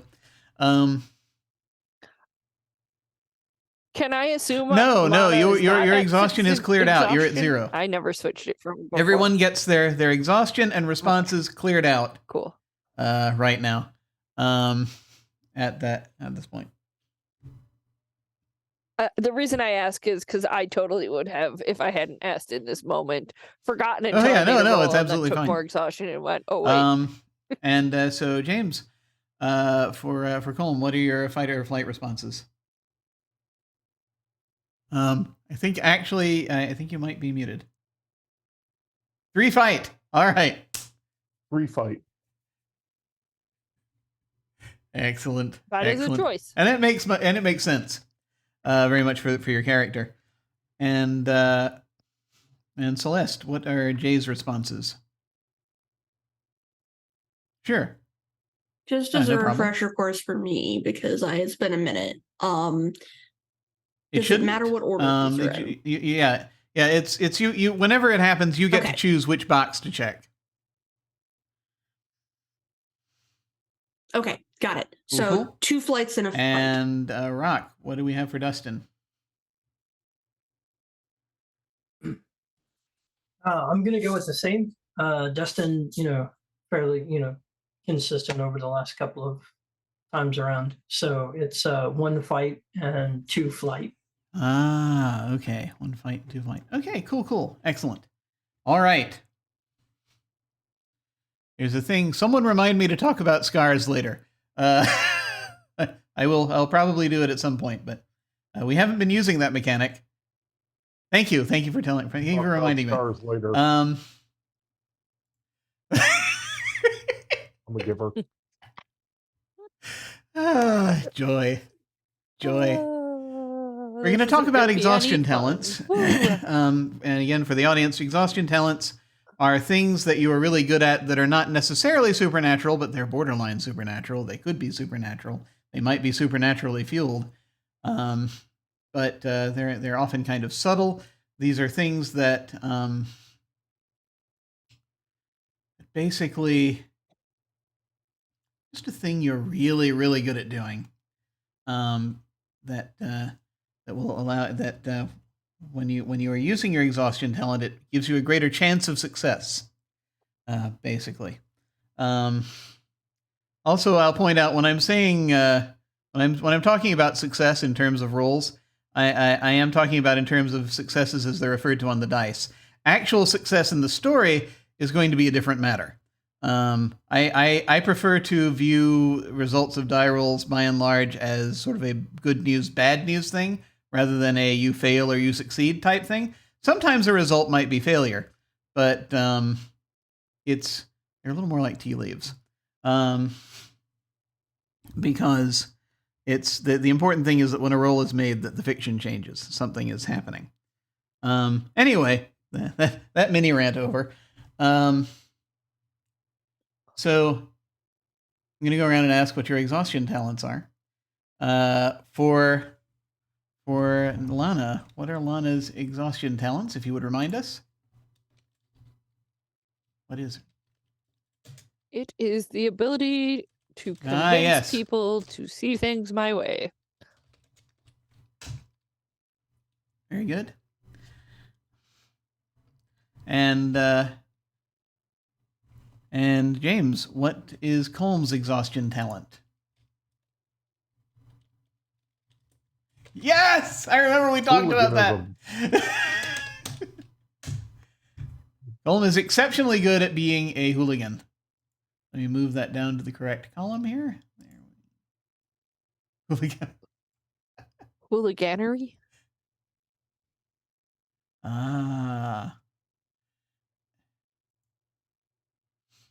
He does it more than once, it's hooligan again. Oh my god. And is that fueled by hooligan? But I'm gonna kick your ass if you keep it up with this. oh dear. Anyway, so it's moving right along. Let us move on to Celeste. And what is Jay's exhaustion talent?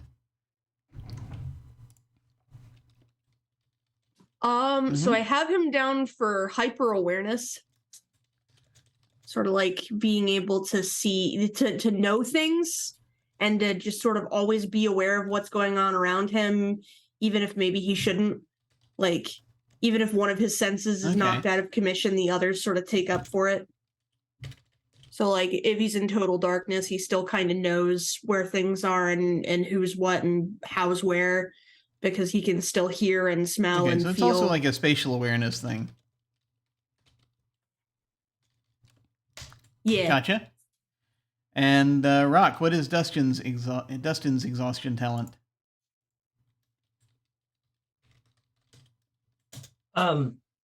We're carrying forward with the perception that he's had from the previous sessions. So as his exhaustion increases, as he becomes more tired, he becomes less distracted and scatterbrained, and he becomes more focused and perceptive.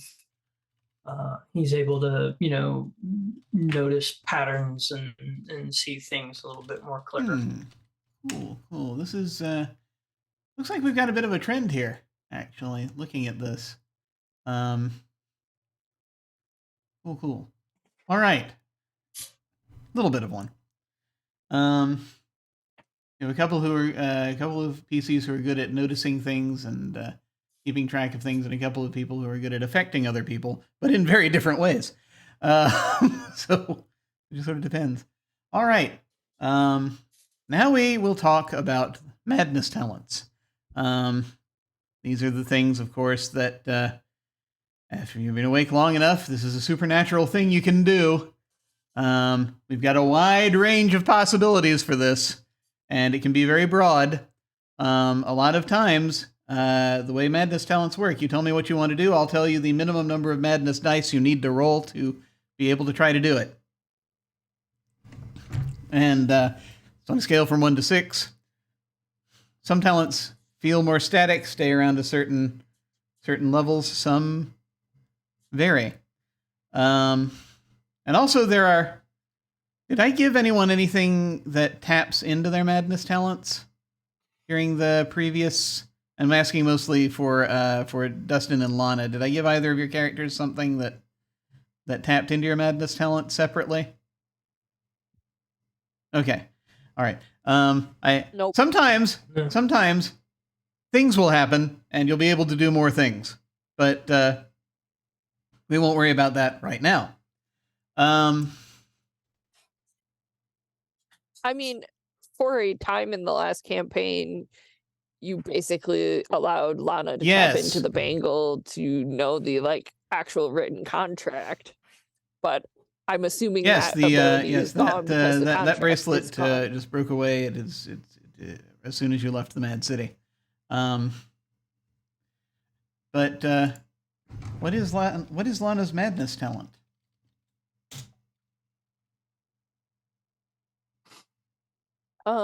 This is perfect insight. You have flashes of insight that simply break the rules. No one should be able to guess as clearly or correctly as you do.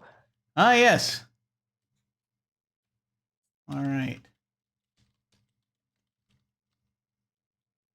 I imagine in Lana's head, some of it is like the red string on the bulletin board connecting different clues.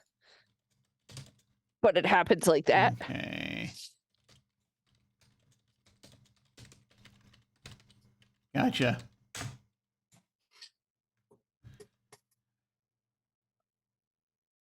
And James, what is Colm's madness talent?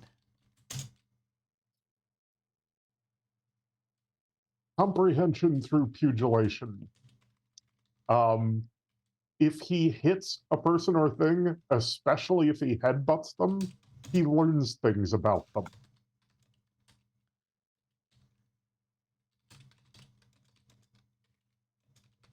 He grows a greater understanding of them. Especially headbutting. Delightful.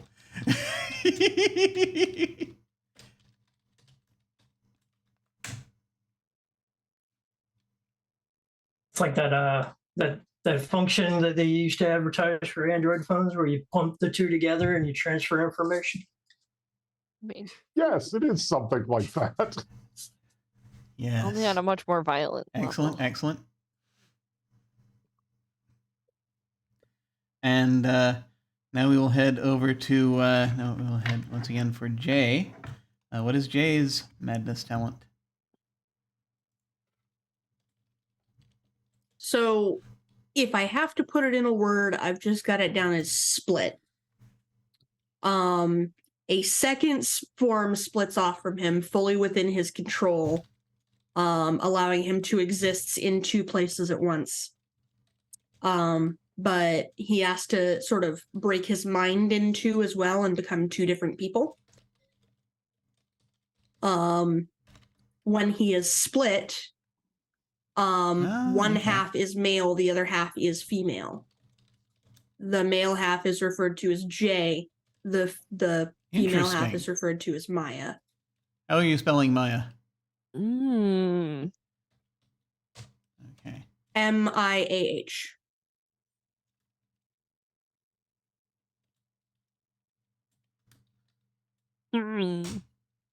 Interesting. Okay. Interesting. There was once upon a time someone else who had the ability to split into multiple selves, but I won't. Things happened to that person, but we won't go into too big of detail with that. But that's interesting. Very interesting. Okay. Typically, when that happens, that sounds like that's going to be a fairly static thing as far as what the madness dice requirement for it will be, but it'll depend kind of on what you want to do a little bit. And for Dustin, remind us, what is Dustin's madness talent? Dustin's madness talent is the ability to warp reality to a degree.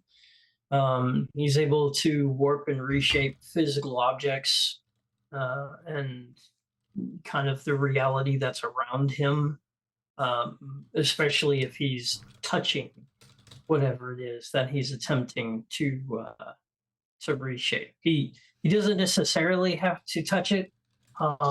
It's easier. But Yeah. it's like a little bit sculpting, easier basically, for him. is what. Yeah. I mean, yeah. So, and I think when we did the first campaign, we didn't get to see you do it during the first arc, I don't think, much, if at all. But during the first campaign a few years ago, No. I don't think I fully grasped that for whatever reason. I don't know why you were playing a sculptor. It should have been obvious. But that does sort of help inform how that looks, I would think, when it happens, probably also. Cool. All right. So that's the mechanical stuff. We are now going to do a bit of brainstormery about what's happening in the world and specifically with your characters. I have some questions that we're going to dig into. Now, I also have some aids that we can use to give us prompts if we want or need prompts, and with which we can, if need be, generate things or people or what have you. I have here an NPC deck for the cipher system, typically. But that works very nicely for other things. I have a series of plot builder cards, which have a number of different categories in them that we can use to try to inform us about people and things, whatever we want. I also, heavens help us, if it comes down to it,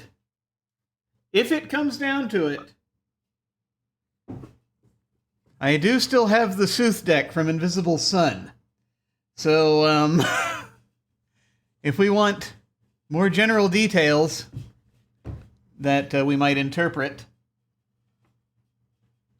but very specific images that we want to interpret, then we can, of course, use the Sooth deck if we so desire. Furthermore, if we want to forge connections between things and people, at least on an emotional level, at the very least, or just a personal thought level, I have here, he says, a deck of Dakuma cards, which we can use for that, if we so desire. So, many different options, many different tools, if we wish to use any of them. None of it is required. But I got stuff. So,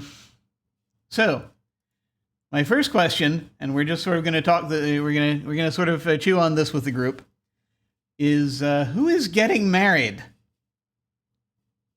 I'm assuming it's a couple, is that correct? Is it two people? Or is it more than two people?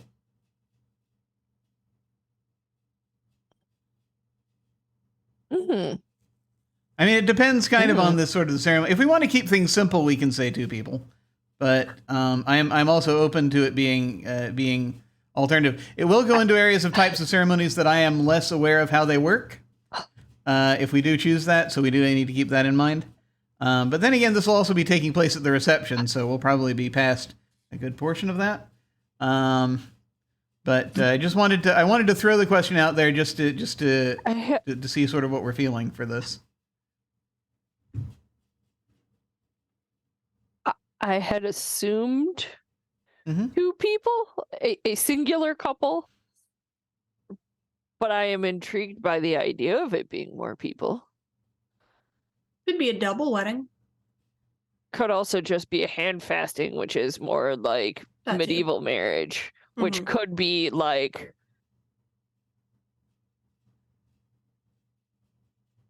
Like a throuple or something. Yeah. It's easy. It's I easily like the idea of people. I like the idea of a double wedding. At the very least, because that increases the stress for the people working there.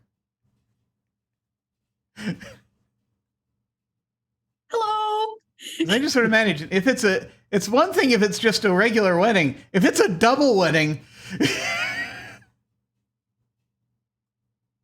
Wait, could we have it be like two sets of identical twins getting married? I have Like- so what I don't I know why think, that just thought for the popped sake into- of my own brain, to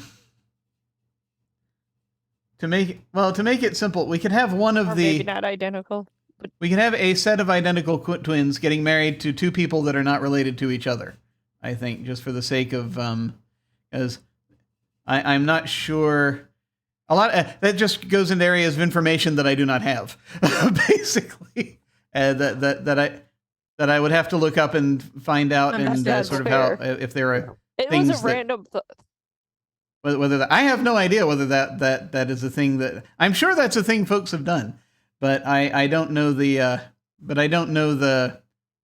Oh, absolutely. I'm not familiar enough. This is- I think to be able to portray it That is to be able to make sure I'm fine. portraying it Just respectfully. don't know. Oh, I got you. You're Is this ceremony being sponsored by Wrigley's? Good God. double the mint, double your. Pleasure? That's not the right thing, but that's where my head went. So Hmm. I just want to throw this out there just to sort of like have it in everybody's brain space. I don't know if any of y'all are familiar with Not really. Indian weddings. Mm. Indian weddings get buck wild. I've hosted a couple at the hotel where I work. There have been a couple hosted at the hotel where I work. We're talking like loud dancing, loud music for hours, literal multiple work shifts worth of that. Depending on the level of extravagance, live animals sometimes, everything from your standard horses to like all the way. I've seen an elephant. We have had an elephant come through the valet area. It gets buck wild with them. They go all out, which would also increase the level of stress. I was gonna say, are you trying to break port? I mean, you are. Jay is I think. broken. Go ahead. Never mind. I don't know who's going to be more stressed out by this. The characters. I am going to say, or I think Jim? that once again, as this is the thing that we're doing in just a week, I think that there would be a certain amount of Yeah. I'm not familiar with the setup for that at all. So just for this, I'd kind of Totally. No, I fine. mean, it sounds just wanted to fascinating. put it out there just in But case, yeah, because it's. Woo! and it's again, Oh, I just it's want to cool. make sure It's that I'm real cool. if I'm portraying something that actually comes from human cultures, that it's which actually, I mean, even things that are based on human cultures, that I'm trying to do it respectfully, especially if it's not my own culture. 100%. And so it's a thing where it's like with the schedule that I know I'm going to have between now and next week. I don't want to dig a hole for myself too deep. That's going to cause that to suffer. Mhm. Mhm. Yes. Mhm. So I might have a suggestion that kind of ties everything together, but also shouldn't be a concern as far as respect and portrayal. What if the folks that are getting married went with a what if they were Ren Fair kids? All right. Because that way you could do more than one couple. It doesn't necessarily have to be traditional as far as the whole ring ceremony. It could be a little bit of the hand fasting thing. But if we want to go ahead and have a little bit of the, animals there, the So horses, is this the thing and you'd be saying? like Would this be something then would be hosted like goats at a or Renaissance something. festival, or is this would this be more of a thing where it's a bunch of people from the Renaissance festival and they've brought their animals type deal? Either. I'm just kind of throwing it out there where you could be able to have that sort of wild, bizarre kind of. Yeah, because I mean, I'm pretty sure all of us know, Ren Fairfolk can kind of get a little out of hand as well. So, Yeah. you could have that. You could still have that kind of, wild and crazy if you want to mean- go in that direction. Yeah, I mean, there's that too. That's theater kids. I have seen what I have seen weddings of that nature. So, I mean, that's also doable. So, my thought is, depending on whose wedding it is, I think Jax is the reason that Lana is there, and is probably meeting at least bits of Jax's family for the first time. So I don't know how crazy and out Are we there good with everybody? Are we good with Jax beyond there being being related to somebody there? Possibly. I That came is in late. I have no Lana's idea who Jax current is. girlfriend. Yes. Yes. No worries. Sorry, Yeah. I should have said something sooner about her. I'm fine with it. Yeah, I mean, Okay. it's a sensible tie-in for Lana. Because I just don't know why else Lana would be there, given the fact that they are like traveling the country and going to, national parks. That works. Right. I think an interesting thing here might be then, as a possible background suggestion thingy, that maybe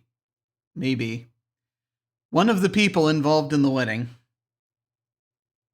might have contacted Jax and asked her if they knew someone who does sculptures. And Jax in turn might have asked you, do you know someone who does sculptures? And then you might have then provided provided Dustin's information, and which then made its way to Jay. Recommended Dustin. Then organized it. Does that work? Heard through the grapevine. Pretty much. Yeah. It works for me. Okay. And we'll get into some more specific relationships in a question that I have coming up, I think. Do I have that coming up? Yes, I do. That's coming up. Let's figure out first. No worries.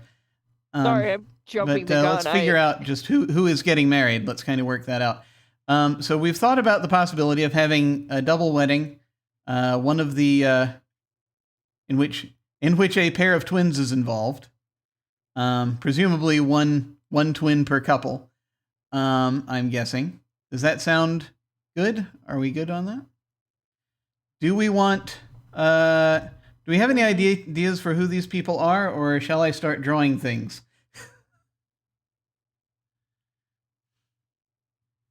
So I think that one of the people getting married is the son or niece or nephew of one of Colm's old teammates.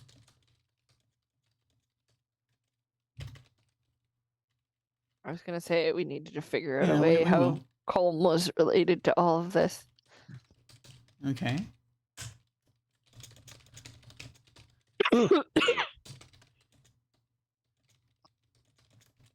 Okay. Cool. We'll probably also want to come up with that teammate at some point.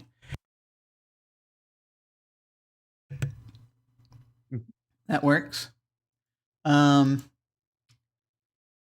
we have any idea what kinds of people these are? We talked about the possibility that they're sort of Ren Fair folk. They are, or at least theater folk, something along those lines. I wonder what kind of this that they are. I could pull a prompt if we want more information that way. What do we think?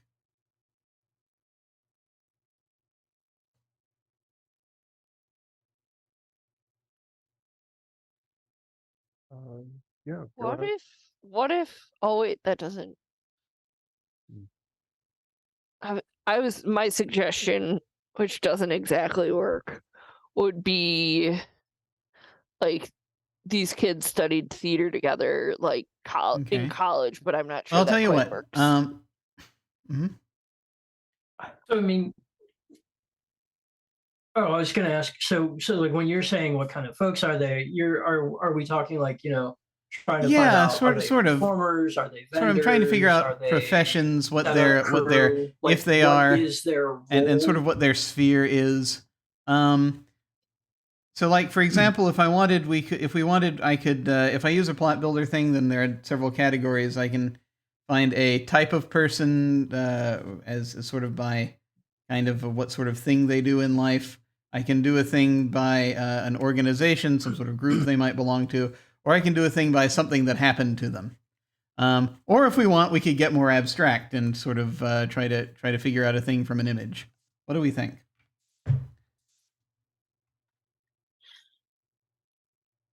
I'm kind of Okay. thinking they might be makers of some bent. Like maybe they work Crafters. leather or. So what if it's a combination? So because we said we said there's a pair of twins involved, which one twin for each of the two couples. And so what if for instance the twins may have been vendors at the fair, complementary type things, like maybe one does leather craft and another one does glass blowing, or does does like some kind of like steel type stuff, not necessarily swords, but maybe they're a blacksmith. So they could be working at the Ren Fair as vendors who do things, and then one of the folks that's marrying one of the twins, either both of them could have been performers, or maybe you have two vendors, and then one is one of the other person is a performer, and one of the other people is a either an organizer or is like the setup crew. That kind of, that way they're not all the same type of person, but there's still that interconnection between individuals, and it would certainly explain part of how their romances developed over time, through the Ren Fair. Because if they're like some Ren Fair folks where you travel a circuit, then that would have, their time traveling together, and that would have helped to explain. Just to check in, are we all good with pinning this specifically to a Ren Fair people? You want to do that? Okay. All right. Yep. My thought is, like maybe the twins were like probably vendors in the same business, though, so they did the same thing, right? They were they could have been leather workers or blacksmiths, or the other things that happen. Well, they could even sell those like at the same booth, where maybe they have two different arts but sell it together, like they're in business together. It could be, if it's something like that, I'd kind of think of it as kind of like a, maybe they're selling. So like I can see attaching, so let me unfurl this a bit further. I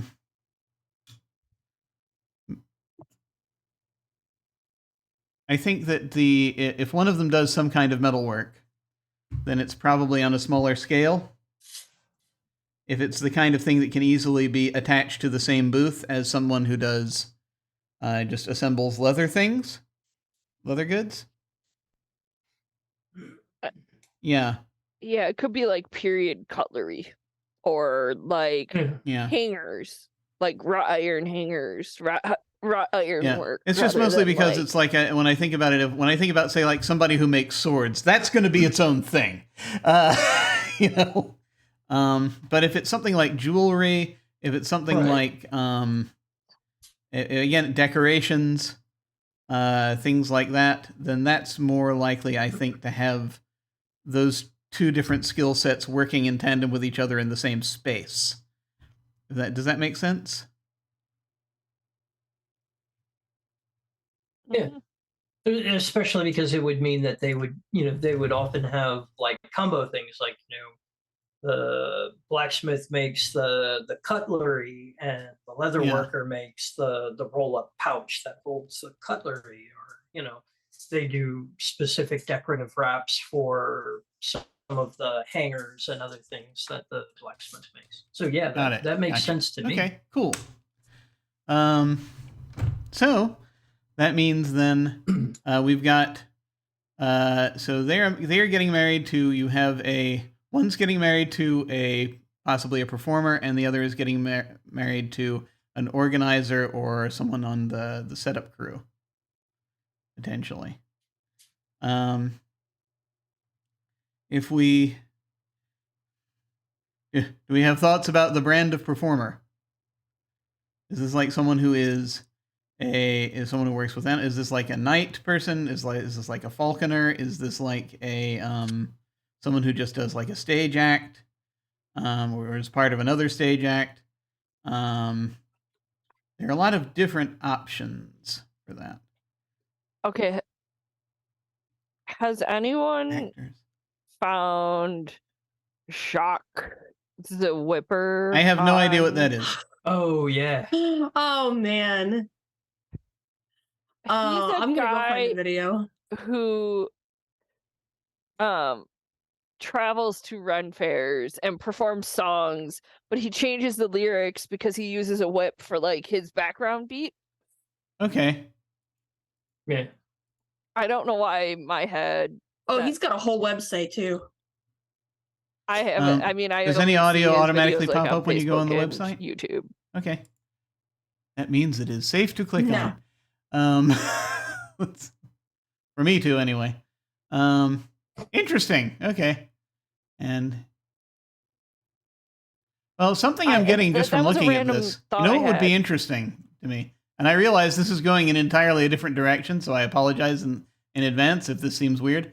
I see this person works with fire. What if it's some kind of a fire performer? Ooh. And Spicy. so you've got a number of varieties of those, but I kind of like the idea of someone who like does the swallowing of the flames and the juggling of the flames and that kind of thing. As one of do we like that idea as one of the people? Okay. Yeah. And then let me see.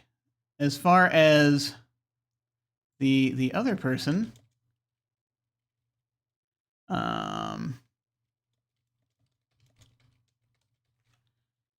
let's see. So there are any number of possible things for who that other person could be. Is it okay? So we've got like things like administration, security.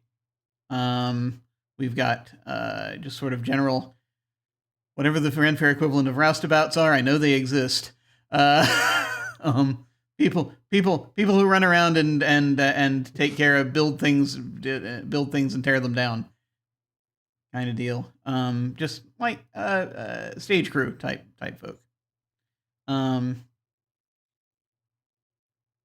Anything like any of those, or do you think it's something else? Or shall I grab something and we can... Builders is good, yeah. Just builders is fine. Carpenter. Because you then get that sort of contrast of the people who are up in front of the crowd, the fire eaters and the merchants and that sort of thing. And then you have someone who, like, they don't face the audience at any given time.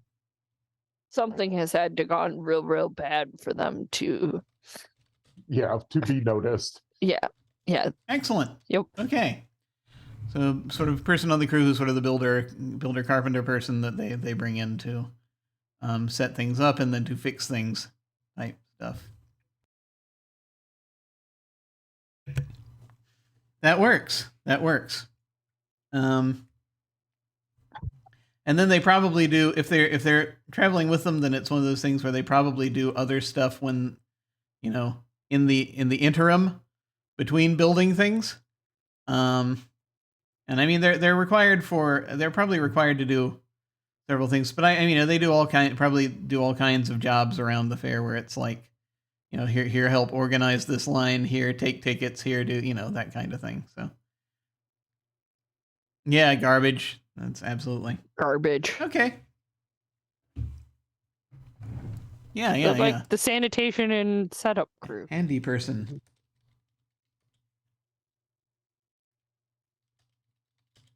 Excellent.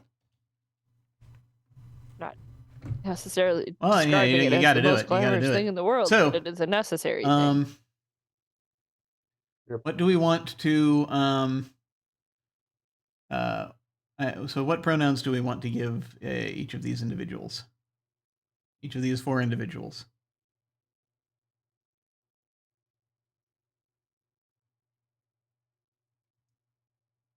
I'm feeling twin brothers. Mhm.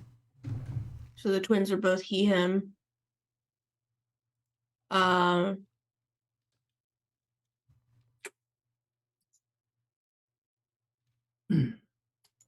The fire eater is she, her. And then the stagehand person is also a he, him. That's just my knee jerk. If anybody else has any strong feelings or opinions, feel free. Can we get like a they, she, or a he, they, or they, he in there somewhere? Oh, yeah. Oh, what if one of the twins is actually he, they? That sounds That good. works for me. All right. Sick. You see. So he, him, and a he, they. Is that what we're doing? Okay. So it sounded like a he, him, a she, her, and a he, they. Yeah. Is that what we landed on? Yeah. I think so. One of the twins being the he, they. Cool. All right. We have these things. We will probably need names for these, but we don't need to do that immediately. Necessarily. Hey, you there. We'll come up with that probably in the interim. Wing it. Yes. Hey, you know who twin, you getting are. married. You. Yeah, that one. Excellent. So we now know who is getting married. Now, this wedding is going to be happening in a major city. In or near a major city. Because that is conducive to connections with the Mad City. Much easier to connect to major cities than to other places. It can connect to other places. Do we have thoughts about which major city? Or again, I can, if we want, I can. I rolled randomly for us to get Chicago in the first place, so I can also roll randomly if we want. If we want a random major city. Is that how Londa ended up in Chicago? I had Chicago because I rolled. Yeah, that was at the end of Arc 1 when we were trying to figure out which city everyone ended up in that went through the door. Where we said we didn't care as long as we got out. Yeah. So Lana didn't have any clothes, so theoretically it doesn't really matter because Lana could be headed that direction in the van and could purchase something. I was thinking Lana was heading out west to get like supplies and stuff and things, but that could have already happened. Like they could have made a mad 10-day dash from Chicago to the vague Pacific Northwest region that Lana is from. Do we have any particularly strong feelings about anything, or shall I just have someone roll a d50? I would prefer not the Pacific Northwest, just because that was Lana's tie the last arc. But other than that, I don't really care. I will throw out Topeka, Kansas. Okay, maybe I have more feelings than I thought I did. That seems like the middle of nowhere. Perfect. And I've driven through Kansas. It's flat and basically nowhere. So I know for a fact that there is, I mean, if we're, going with the Ren Fair thing, I know for a fact that there is a Ren Fair circuit that's kind of like on the East Coast. Because I know there's one here in Virginia. I know there's one in Carolina. There's one in Maryland. This isn't. There's a bunch down in Florida. I and I know Georgia has one. I mean, if we want to stay Midwestern, I mean, Bristol is in like Illinois, I think. I'm going to mention a couple of things here. The Bristol Renaissance Fair. One, an interesting parallel is that there was a campaign that was not streamed. There was Kansas, I think, was where we actually had everyone in a smaller city. And it was in Kansas, which was kind of interesting. That was the one with Luca, yeah. That was the one. Was that the one with Luca originally? I know there's a Kansas City Ren Fair. I know this because I was in it when I was like 4 years old. So I mean, that sort of area. That's of course that's next state over technically, but it's still kind of that area. If we'd kind of want to go for something like that. This would be similar to, but legally distinct from that in the actual Ren Fair. Does it need to be? Are we doing it at a Ren Fair? Because then presumably, if we aren't, it doesn't matter. The question does come up as to where the venue was chosen, and I think that part of that has to do with then. Are they getting married during the time that they would have to be working the fair, or did they do it at an off time? Another question actually that occurs to me is that are they folks who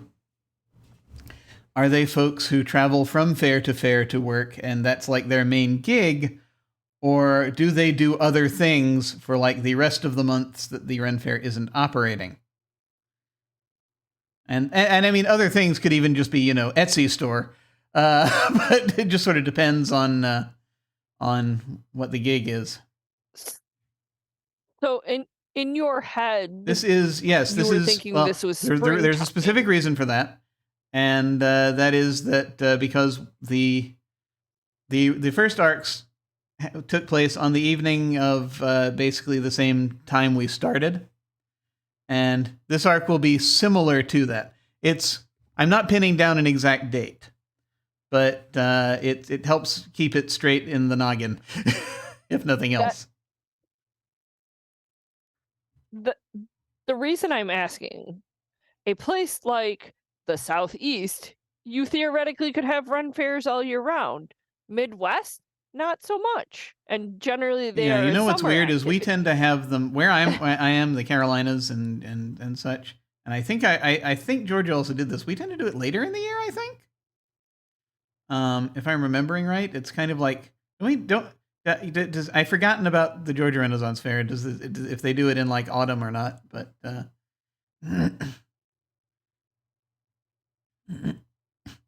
I mean, I know the Florida Renaissance Fair is open right now because I have friends who are working there currently. In the South, they do it in the colder months, basically, because it doesn't get as cold. Okay. Because, like, for example, the Bristol Renaissance Fair, which I think is in Illinois, northern Illinois. I've never been, and I really should get my act together and do that. But I want to say they're done in, like, September. I don't know when they open, but like September is when it starts to get cold around here. Cool. So, we need to zero in on a city, a geographic location, as to at least what it's close to. And this can be, by the way, this doesn't have to be a real Ren Fair. This can be a pretend one. as like the primary one that these folks work at. Shall we just roll a die and see what it lands on? Just because I figure that way we can not have to worry about, what's our favorite thing. Who would like to roll a D50 for me? Ah, yes, you rolled the last one. Sure. So. Yeah. Yes, you did. Did I? I seem to recall. I honestly do not remember anymore.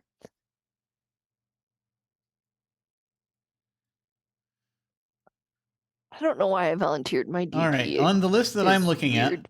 42. I'm sorry.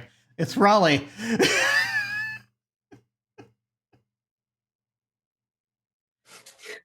Okay. Nice. I was going to suggest Hotlanta, which is what I call Atlanta. Fair number of folks. So one of those. So that works. One of the Ren fairs. One of the Ren fairs we have around here. Actually, Raleigh is several hours to the east of me, but it's. Are we good with that, or something like North Carolina as being the? Yeah. Fine. We could do the generic Carolina. This is going to get weird. Generic we're now actually Pacific finally Northwest. entering an area that I know something about. Okay. So, given the location, I think it's probably happening at the Renaissance Well, it could. Fair. I think again, it's if it's So here's the interesting thing about the weather around here that I need to mention. We're experiencing right now a fight between here in North Carolina. We're experiencing a fight between winter and summer. We don't actually have spring, not anymore, not these days. So, like, for example, That's not just a North Carolina thing going on. But to just sort of give an example, I'm kind of in the middle of the state, so you get further east, it'll be a little bit different, possibly more even. We're sort of hovering between the 30s and the 60s, back and forth, right now. So the fair right now might not necessarily, if it's in North Carolina, might not necessarily be open per se. It might be. But what might be the case is they could be using the fairgrounds because they know people. Or it's like, maybe not the weekend before opening, but maybe. And it's as people are like starting to come in. I'm not sure that would necessarily be all that good of an idea, because if it's like the week just before, that's going to be, folks are still going to be like really focused on the getting set up and everything. Yeah, so I kind of like the idea of using the grounds but not having, An actual that makes fair. sense. Yeah. Yeah. Like kind of being off season. That would make sense to area. me, just based on not only what the weather does here, but then also just the whole idea, just that they're gonna, if the fair is happening, they're going to be probably very busy. And actually doing a ceremony for themselves instead of customers is a thing where, like, it could happen, but they would probably want more to do it during off hours, is what I'm thinking, if nothing else. Which, easily could be like middle of the week. Doesn't matter, if it's a Ren fair. Because we tend to only do it on weekends around here. So do we like the idea that it's on the fairgrounds, but fair is not currently happening? Do we like that? Okay. All right. I do. I'm also I am in the interim, going to be doing some research about the area that I inhabit, just for the feeling of verisimilitude. Again, this will be a fictional place that we're doing, but the more that I have a basis on, the easier details will come to me. Okay, cool. Let's see. Okay, wedding is happening at a Ren fair in the NC. Not currently in service, but on the grounds. Okay. So we have that. Now,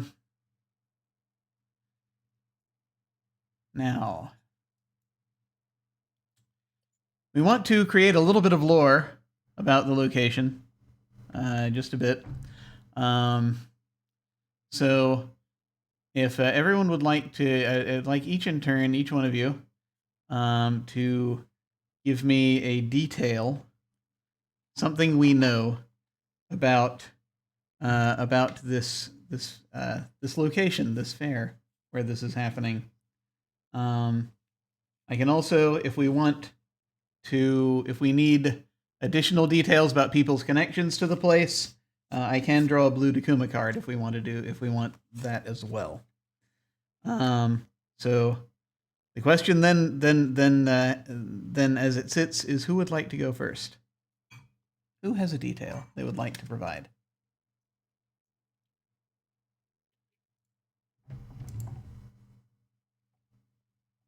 I'll go. Perhaps a little on the nose, but weddings on the site are considered Cool. especially lucky.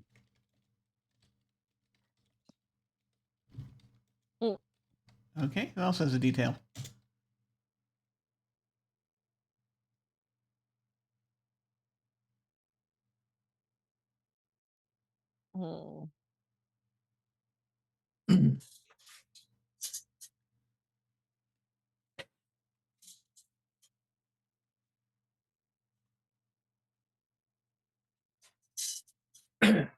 I think it's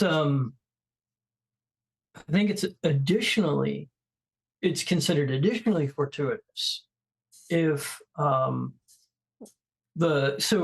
know I don't know about other places, but I know a number of Ren fairs will often have like a king or queen type deal. Like they'll have like a local royalty. Yeah, we got that. Yeah. For that particular Ren fair. So it's considered additionally fortuitous if the local king and queen are able to attend the wedding. And if they're not able to attend the wedding, for whatever reason, it's tradition that they will usually send some kind of gift, usually with like one of the other members of the local court. Excellent. I like it. Cool. I'm going to do it unrelated to weddings at the Ren Fair. There's a really good giant turkey leg stand at this Ren Fair.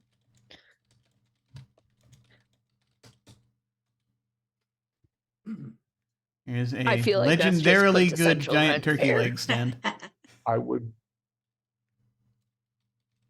also like to add that one of the unofficial mascots of the fair is a golden retriever that is always pictured with one of those turkey legs in its mouth.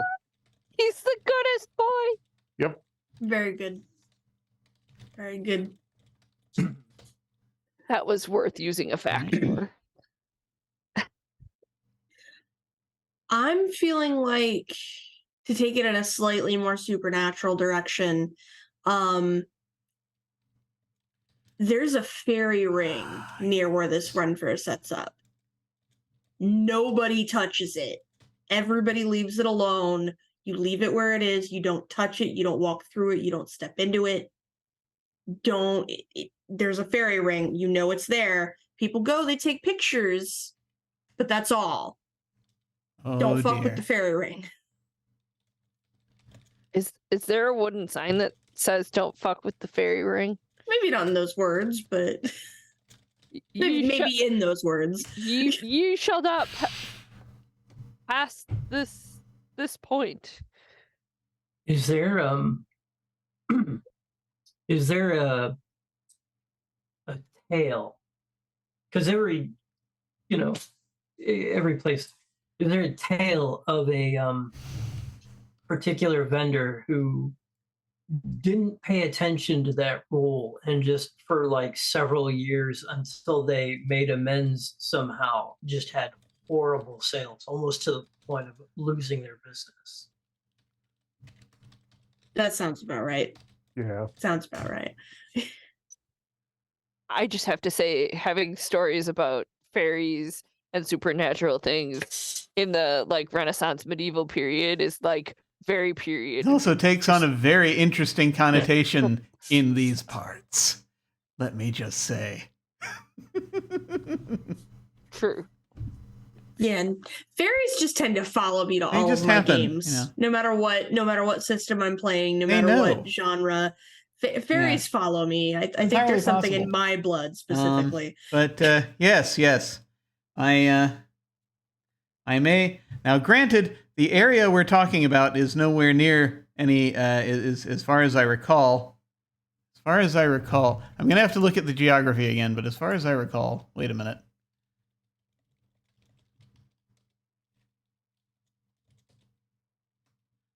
I'm just going to double check something. Yes. So in the area we're talking about, the mountains in question are not there, but rather a lot of culture does sort of sift through from the Appalachians across this state. So there's some interesting things. That's all I'm gonna say right now.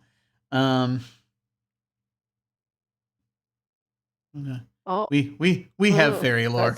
That's an interesting we thought. We have just fairy lore. thought. But in any case, and also considering what's been happening in Don't Rest Your Head, there's some things I can also connect it to that.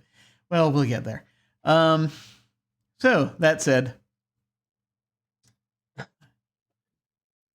I'm so delighted. I'm so delighted right now for reasons I can't even go into. So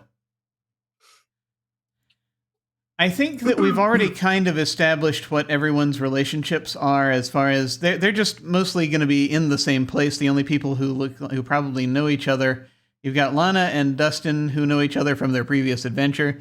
Jay and Dustin, I'm assuming, have perhaps been in some passive contact, like through email.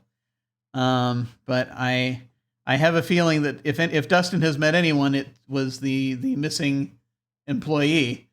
So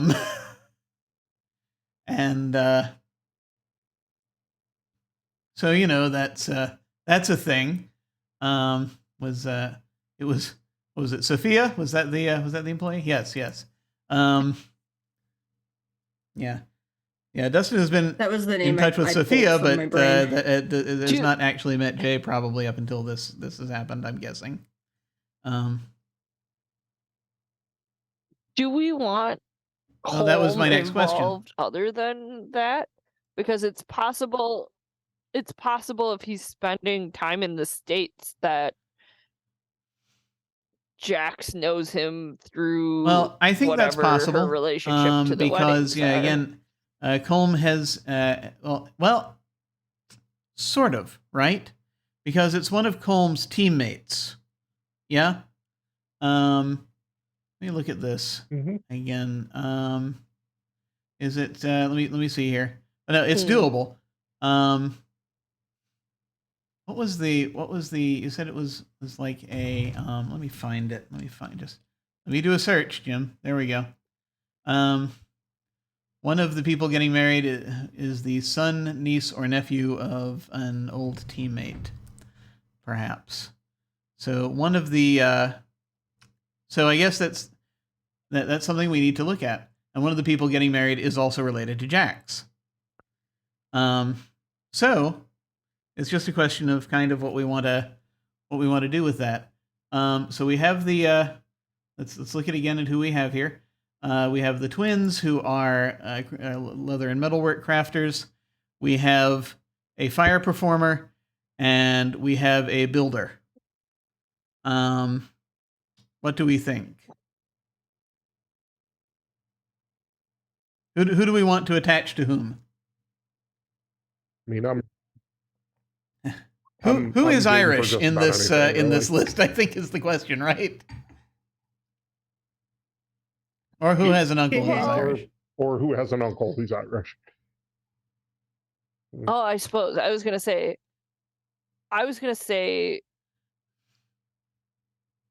the twins are related to Jax, and then one of the other, like.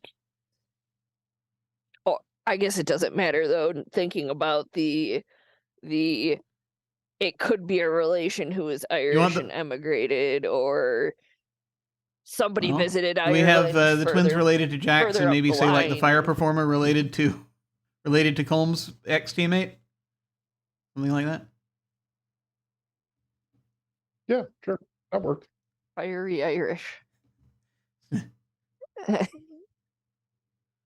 I have this feeling that the fire performer was born in the U.S., has lived in the U.S. their entire life, has a very Irish last name, Yeah. and plays up the Irish thing because it works well in Ren fairs. And the minute Colm hears her fake accent, he's going to disapprove. The interesting idea here then is it's just then a question of connections. How soon before the wedding did Colm arrive to hang out?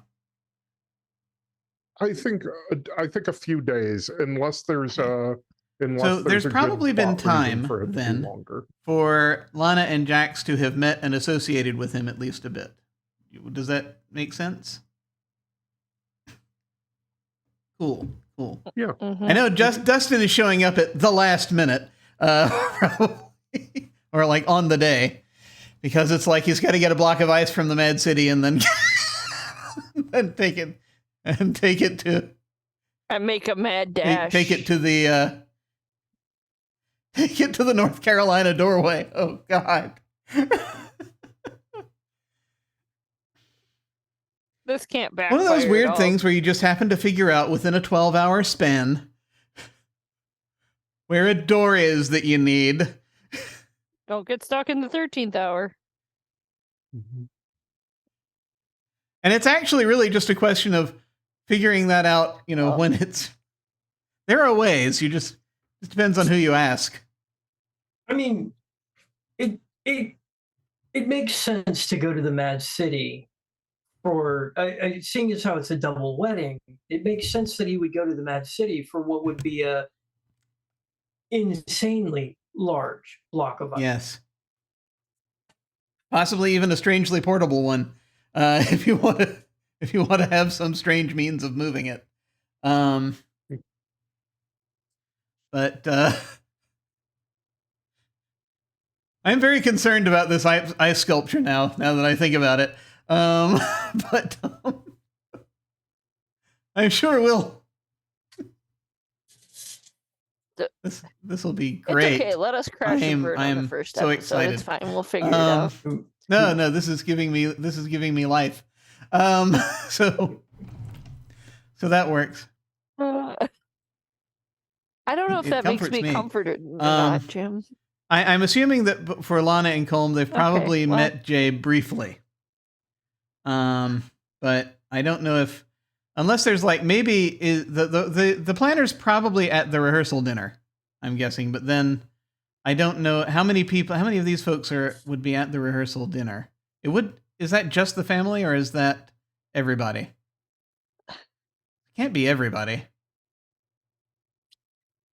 Oh, jeez. It depends on. I'm imagining it's Ren Fair people, so there are going to be a There lot of There people. isn't necessarily a hard. If you've got a lot of members of the fair showing up.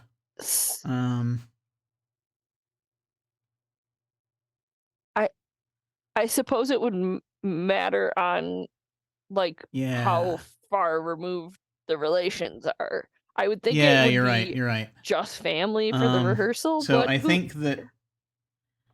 So there's a chance. But So who knows? actually, so Jax might have been at the rehearsal dinner, possibly. Depending on how. Google says it's typically the Yeah. bridal party, the wedding party. So the bridesmaids, the groomsmen, the best man, maid of honor, the bride, the groom, and sometimes also the ring bearer Gotcha. / flower girl, the people who are Doing going to the need stuff. to do Excellent. the Okay. stuff during the Oh, shit. Okay. Thought has occurred to me. Couple of thoughts. Are we ready for the couple of thoughts? This also, by the way, I'm pulling a little bit from the traditional Judeo-Christian stuff, but at the same time we don't have to have any of this. But I'm just thinking out loud here. First off, Nash, would Jax be a close enough relative for them to have them in the wedding party? Or actually, I mean, even they don't even necessarily have to be a relative to be in the wedding party. It's just someone that they liked enough. But So initially, Okay. my thought was Jax Easily was the could be. black sheep of the family.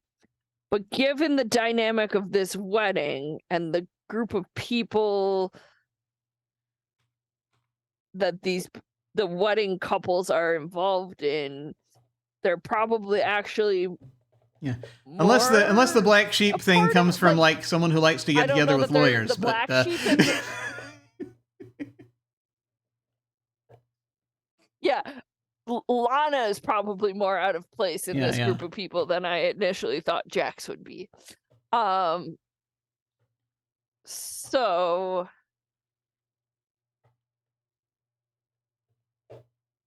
I do. Okay, and that's absolutely fine. I don't think so. Because I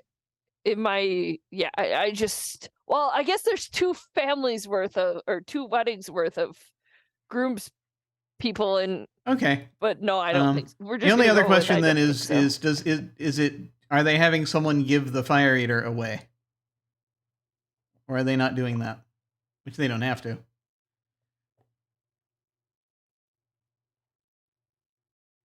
I think so. I think that is adds Colm some more standing for complexity his to it all. teammate to give the fire eater away? Okay. You know what? I'll say yes. So I'm a Colm yes and and guy when it Jay comes to were these both things. at the rehearsal dinner. Which is delightful. Because Jay is trying to keep things under control and Colm is chaos.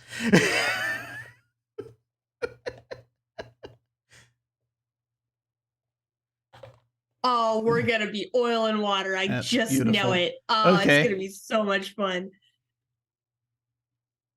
And Lana's thought process is going to be, how do I get everybody out of here safely question. who wants to come out again? Awesome.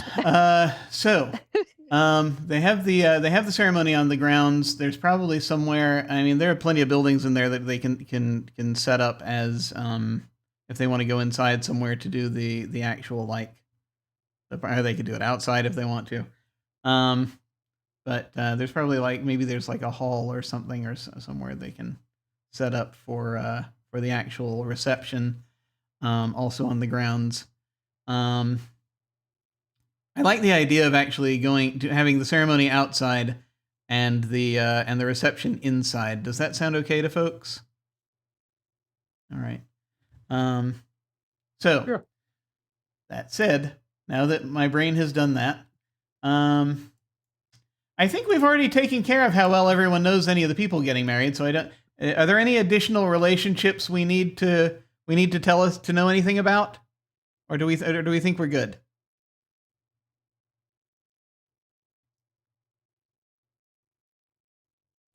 Good. Cool.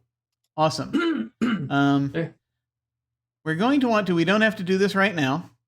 But we're gonna need a few details fleshed out about Jax, about Sophia, about the Dustin Spark dealer, and about Colm's teammate. In addition, a little bit to that, I feel as though we've already gone for like 3 hours, so I'm not going to make us do it necessarily right now, because we're talking already about like 8 people. Because when you count the the bride and the 3 grooms,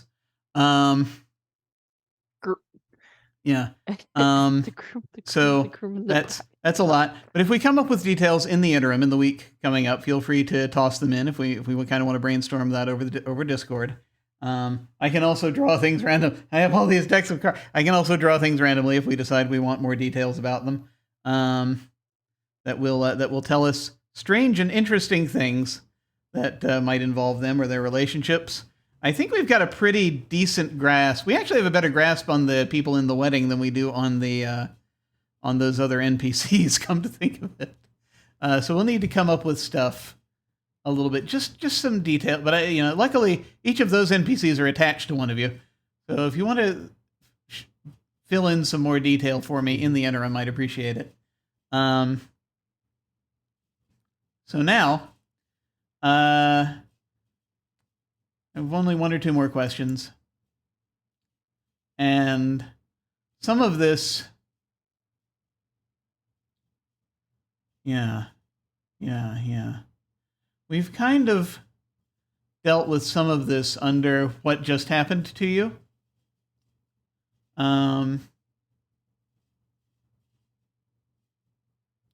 So let me see.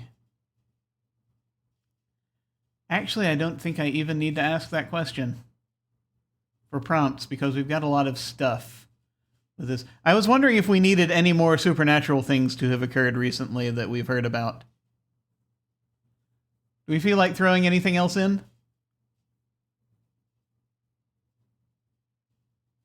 We've had plenty of stuff. Yeah. So given the location, although maybe in this last year with the threat of hurricanes being the way it is, what if there was like a freak off-season hurricane, like way off-season? Yeah, like, I mean, if we have expected time for hurricanes a right now, hurricane that's to kind happen. of... We're getting cold fronts, but yeah, we've had Well, there some was things one have that been wasn't that in different long parts. ago. Like in the last couple of months, I was talking to a customer at work who lived in that area. Typically, Hurricane area. yeah, typically hereabouts the southeast. It's like August, September. And we always look at them and wonder where, but that's the ones coming in from the Atlantic specifically, more than anything else. I mean, we also have some coming from the Gulf of Mexico. The question always is, where is it going to hit? And the answer is always Wilmington. If having another one come through that was just right the now thought I had. is, while not weird enough to necessarily be considered as supernatural, is a little weird. Because right now we've been getting like cold fronts and we've had a lot of climate change happening, and so that's always doable. I'll throw that in there. That there's been another hurricane recently, apparently, which is odd for right now. Yes. Hey, Jim. What if instead of it being an actual hurricane, like it was a major storm that formed like a hurricane, but then became one of those, what do they call them, bomb cyclones or whatever it is, where because of the cold fronts, the temperature like a dropped. polar vortex. So kind of, yeah. So, like the temperatures dropped, and so, just enough that you got like that sort of border between sleet and actual hail.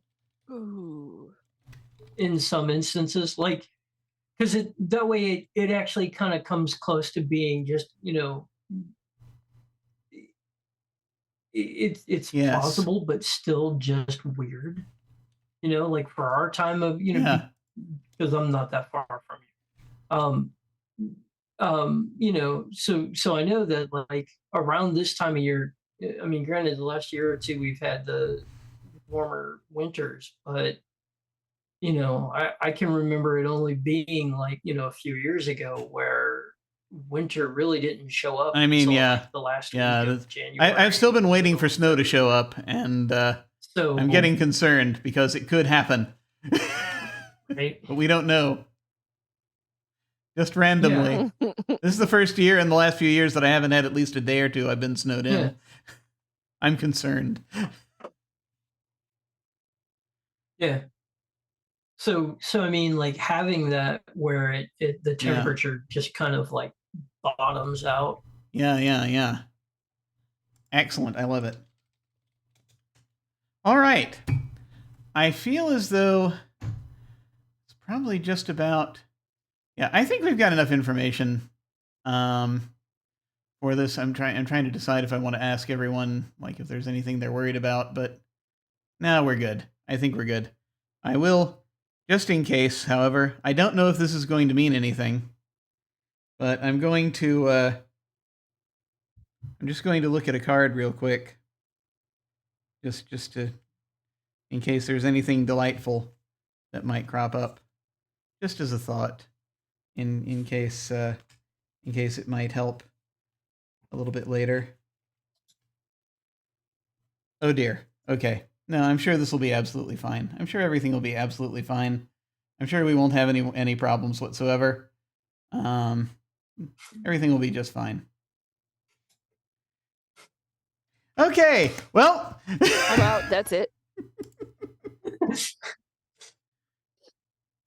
A boyfriend for we me? wanted Shouldn't to give the best possible gift at this time. Is there anything else that we haven't addressed that we feel like we need to address at this point?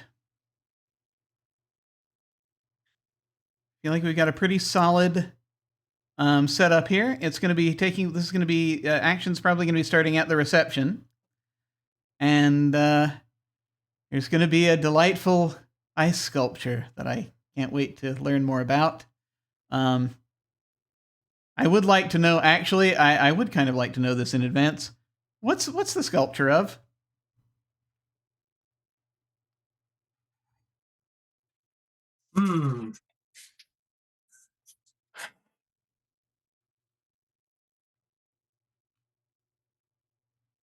So we know that in the married couple, there's at least one or two that are Irish, right? Yeah, the fire performer is at least. Okay. Okay. Because I have an interesting idea from there that could just go absolutely terribly wrong. Oh, good. Do we have any other hints of like a nationality amongst the we have not ancestry specified amongst the married whatever the twins are probably are related to Jax, but we don't know what Jax is, so that as far as that goes either. So something along those lines. Okay.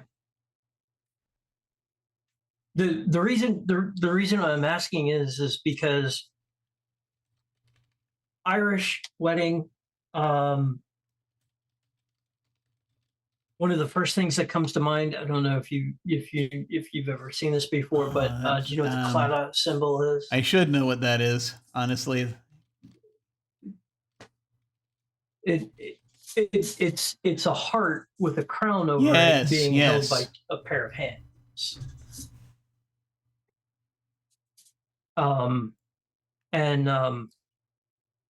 Because I'm just imagining what you could do. With I'm imagining that as well. Pair of hands, Jim. So So that's kind of my initial thought.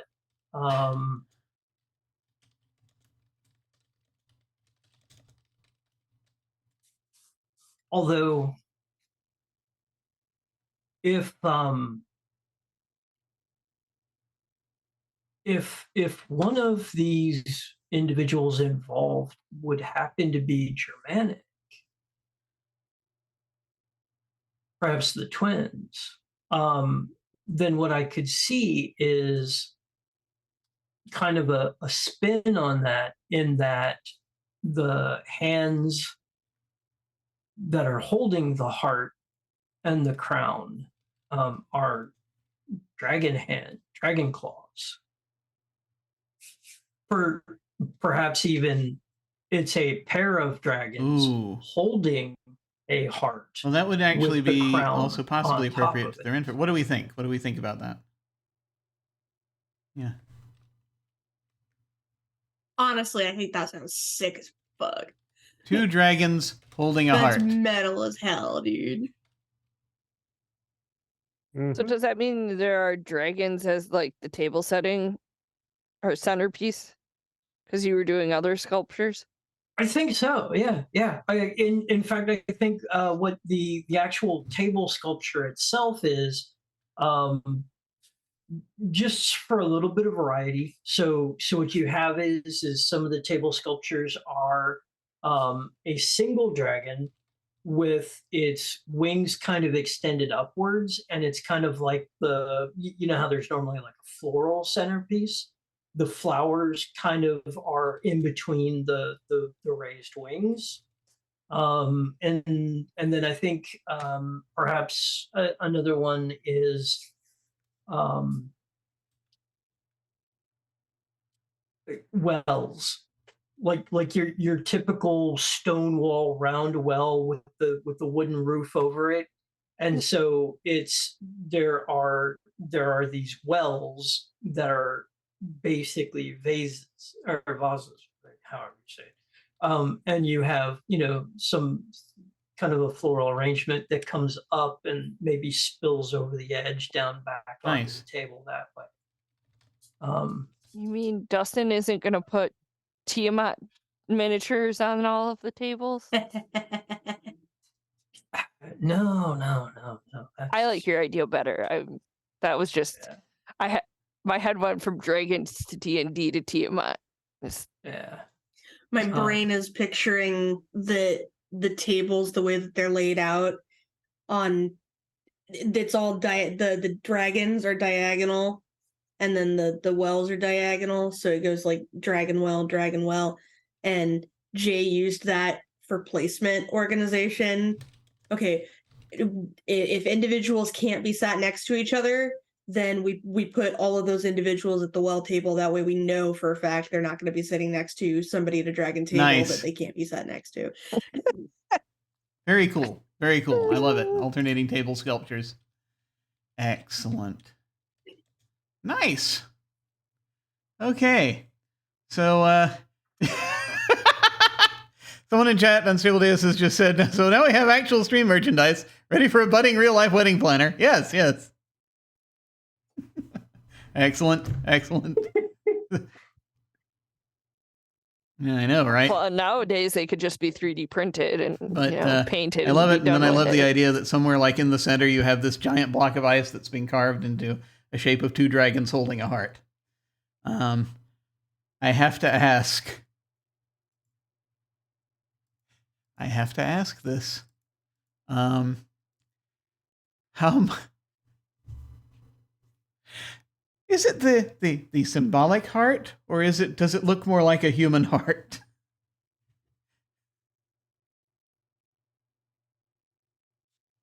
So I think anatomical or shape is the question.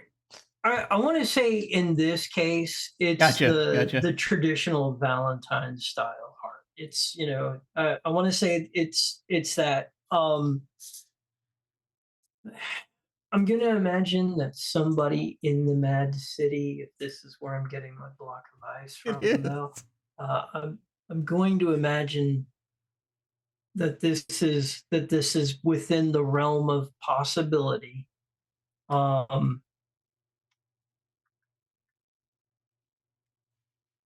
Yeah, it has to be done this way. So when the original block of ice was delivered,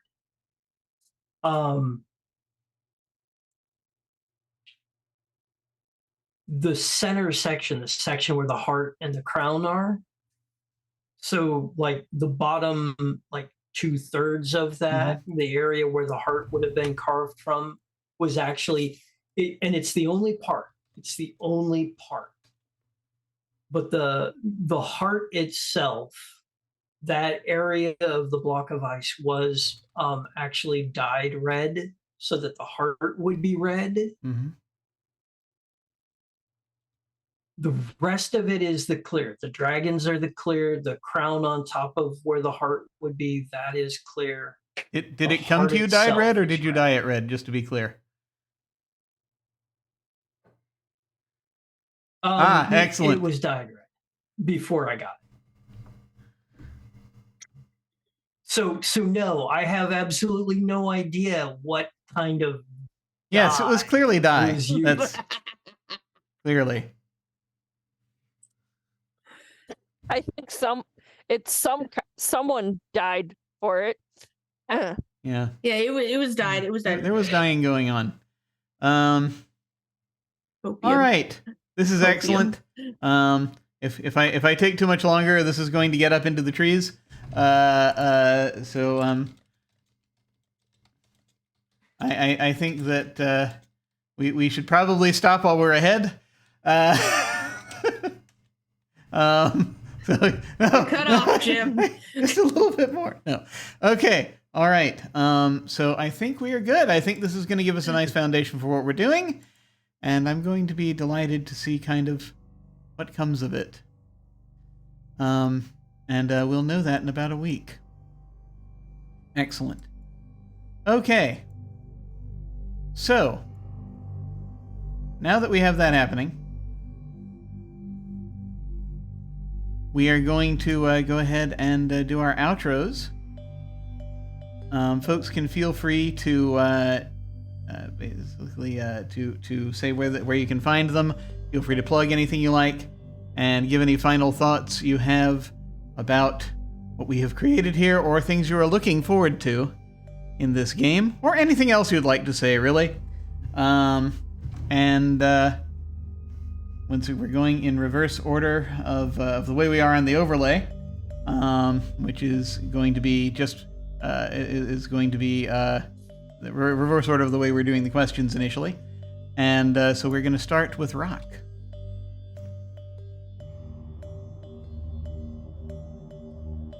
Hey, good evening. I am Rrok. I can be found online in most places as Rrok and Roll, and right now it's pretty much just going to be Facebook and Twitter, although with the way that Twitter is quickly going from a bird app to a roasted chicken app, who knows how long I'll be on that. But as far as I don't really have anything to plug. I don't have any upcoming projects or anything like that. I can pretty much only be found here on Jim's channel on occasion, playing really, really, really awesome games with a lot of really, really cool people. So, and as far as this goes, I mean, I'm not really sure I can pick any one particular thing that I'm looking forward to. Don't Rest Your Head has been a blast to play in the past, and I'm looking forward to playing with a whole new group of people. I'm looking forward to it all. Me too, absolutely. We're going to head over to Celeste. What's up, y'all? I'm Celeste PLS with way too many underscores on Twitter. I'm Celeste Shepherd here on Twitch. I don't do a whole lot of streaming of my own, but you can find me on other folks' channels. Right now, this is currently my only ongoing streaming commitment. This is the only place that you can catch me live. I have a laundry list of things that I've done in the future, which I really, in the past. Whew, what is time anyway? We just don't know. I need to really collate that into one place at some point, get a card or a pinned tweet on Twitter or something. But if you want to find me sometime in the future, you can find me over on Tales to Inspire. I have not broken into that scene yet, but they are currently releasing episodes of their first season, which has been an absolute blast to listen to. It's a lovely little actual play podcast with an alternate history bent that examines if superheroes existed in real life and in our history, and how they would have shaped the course of it and how that might change things. So it's definitely a great little podcast, and I really enjoy listening to each new episode as it drops. They have recently gotten into more character-focused stuff, and there's some hard-hitting interactions, as well as some a closer look at each of the heroes individually of the first season. What's that called again? So definitely give that a listen. It's a Tales to Inspire. It can be found pretty much wherever you get your podcasts. I tend to listen to it on Spotify, but I believe they have a bunch of other places they put it out, and they have a Patreon. So if you want to go support a nice little independent project, they do some great work over there, and they have previous works you can listen to as well. I am really looking forward to this. I love a good spooky time. I love some good horror. I haven't ever had the pleasure of being at one of Jim's Don't Rest Your Head tables, but I have it on good authority that it's a good time, and I cannot wait. I cannot wait to be thoroughly and completely destroyed. Well, I very much appreciate it. Please. I'm going to go ahead and post. I found the Tales to Inspire Twitter. I'll go ahead and post that there. That'll probably be the easiest way to wander from for links and what have you to that. Very cool, very cool. I'm looking forward to this very much. And now we will head over to Jimbeaux or James. Hey, I'm James Silverstein, Jimbeaux to my friends. I have a Twitter account. It's Silver Productio, which was going to be Silver Productions, but that's too many letters.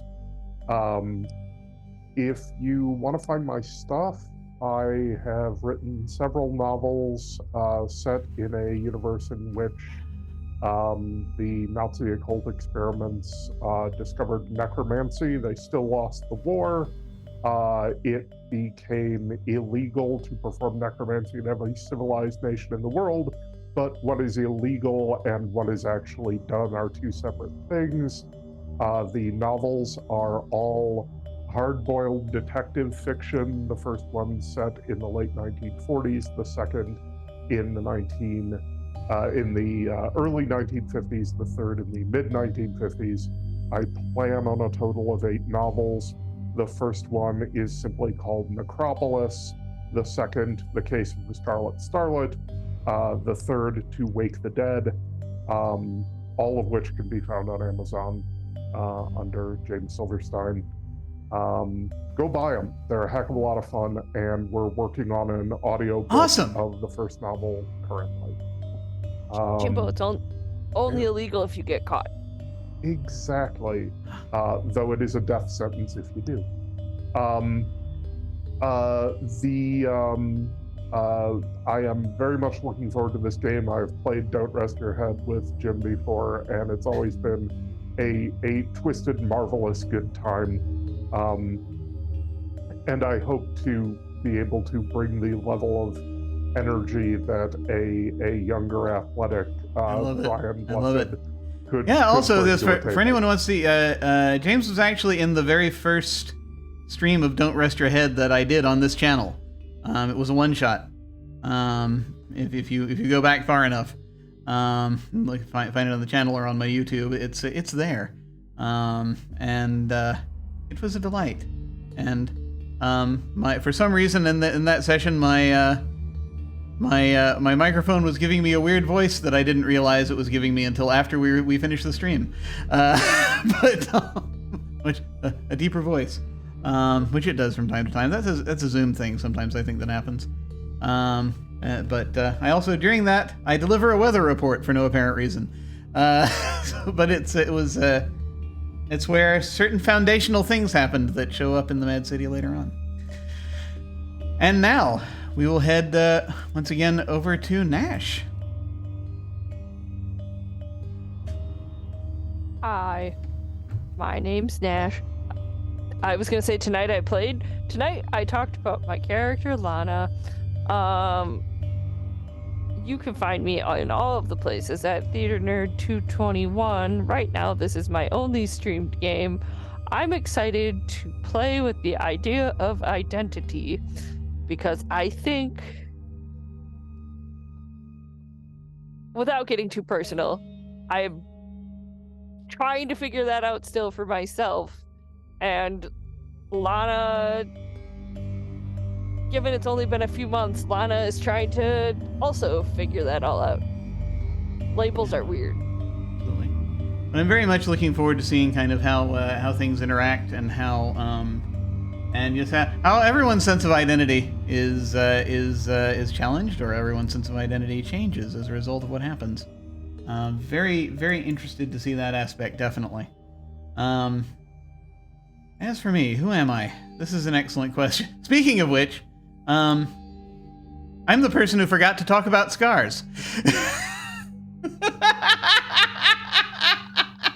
I will go over scars with you offline when we talk about it. It's a mechanic. Don't worry about it. It's a thing. You can do stuff with it. I need to just ask, like every other session or so, do you have any scars today?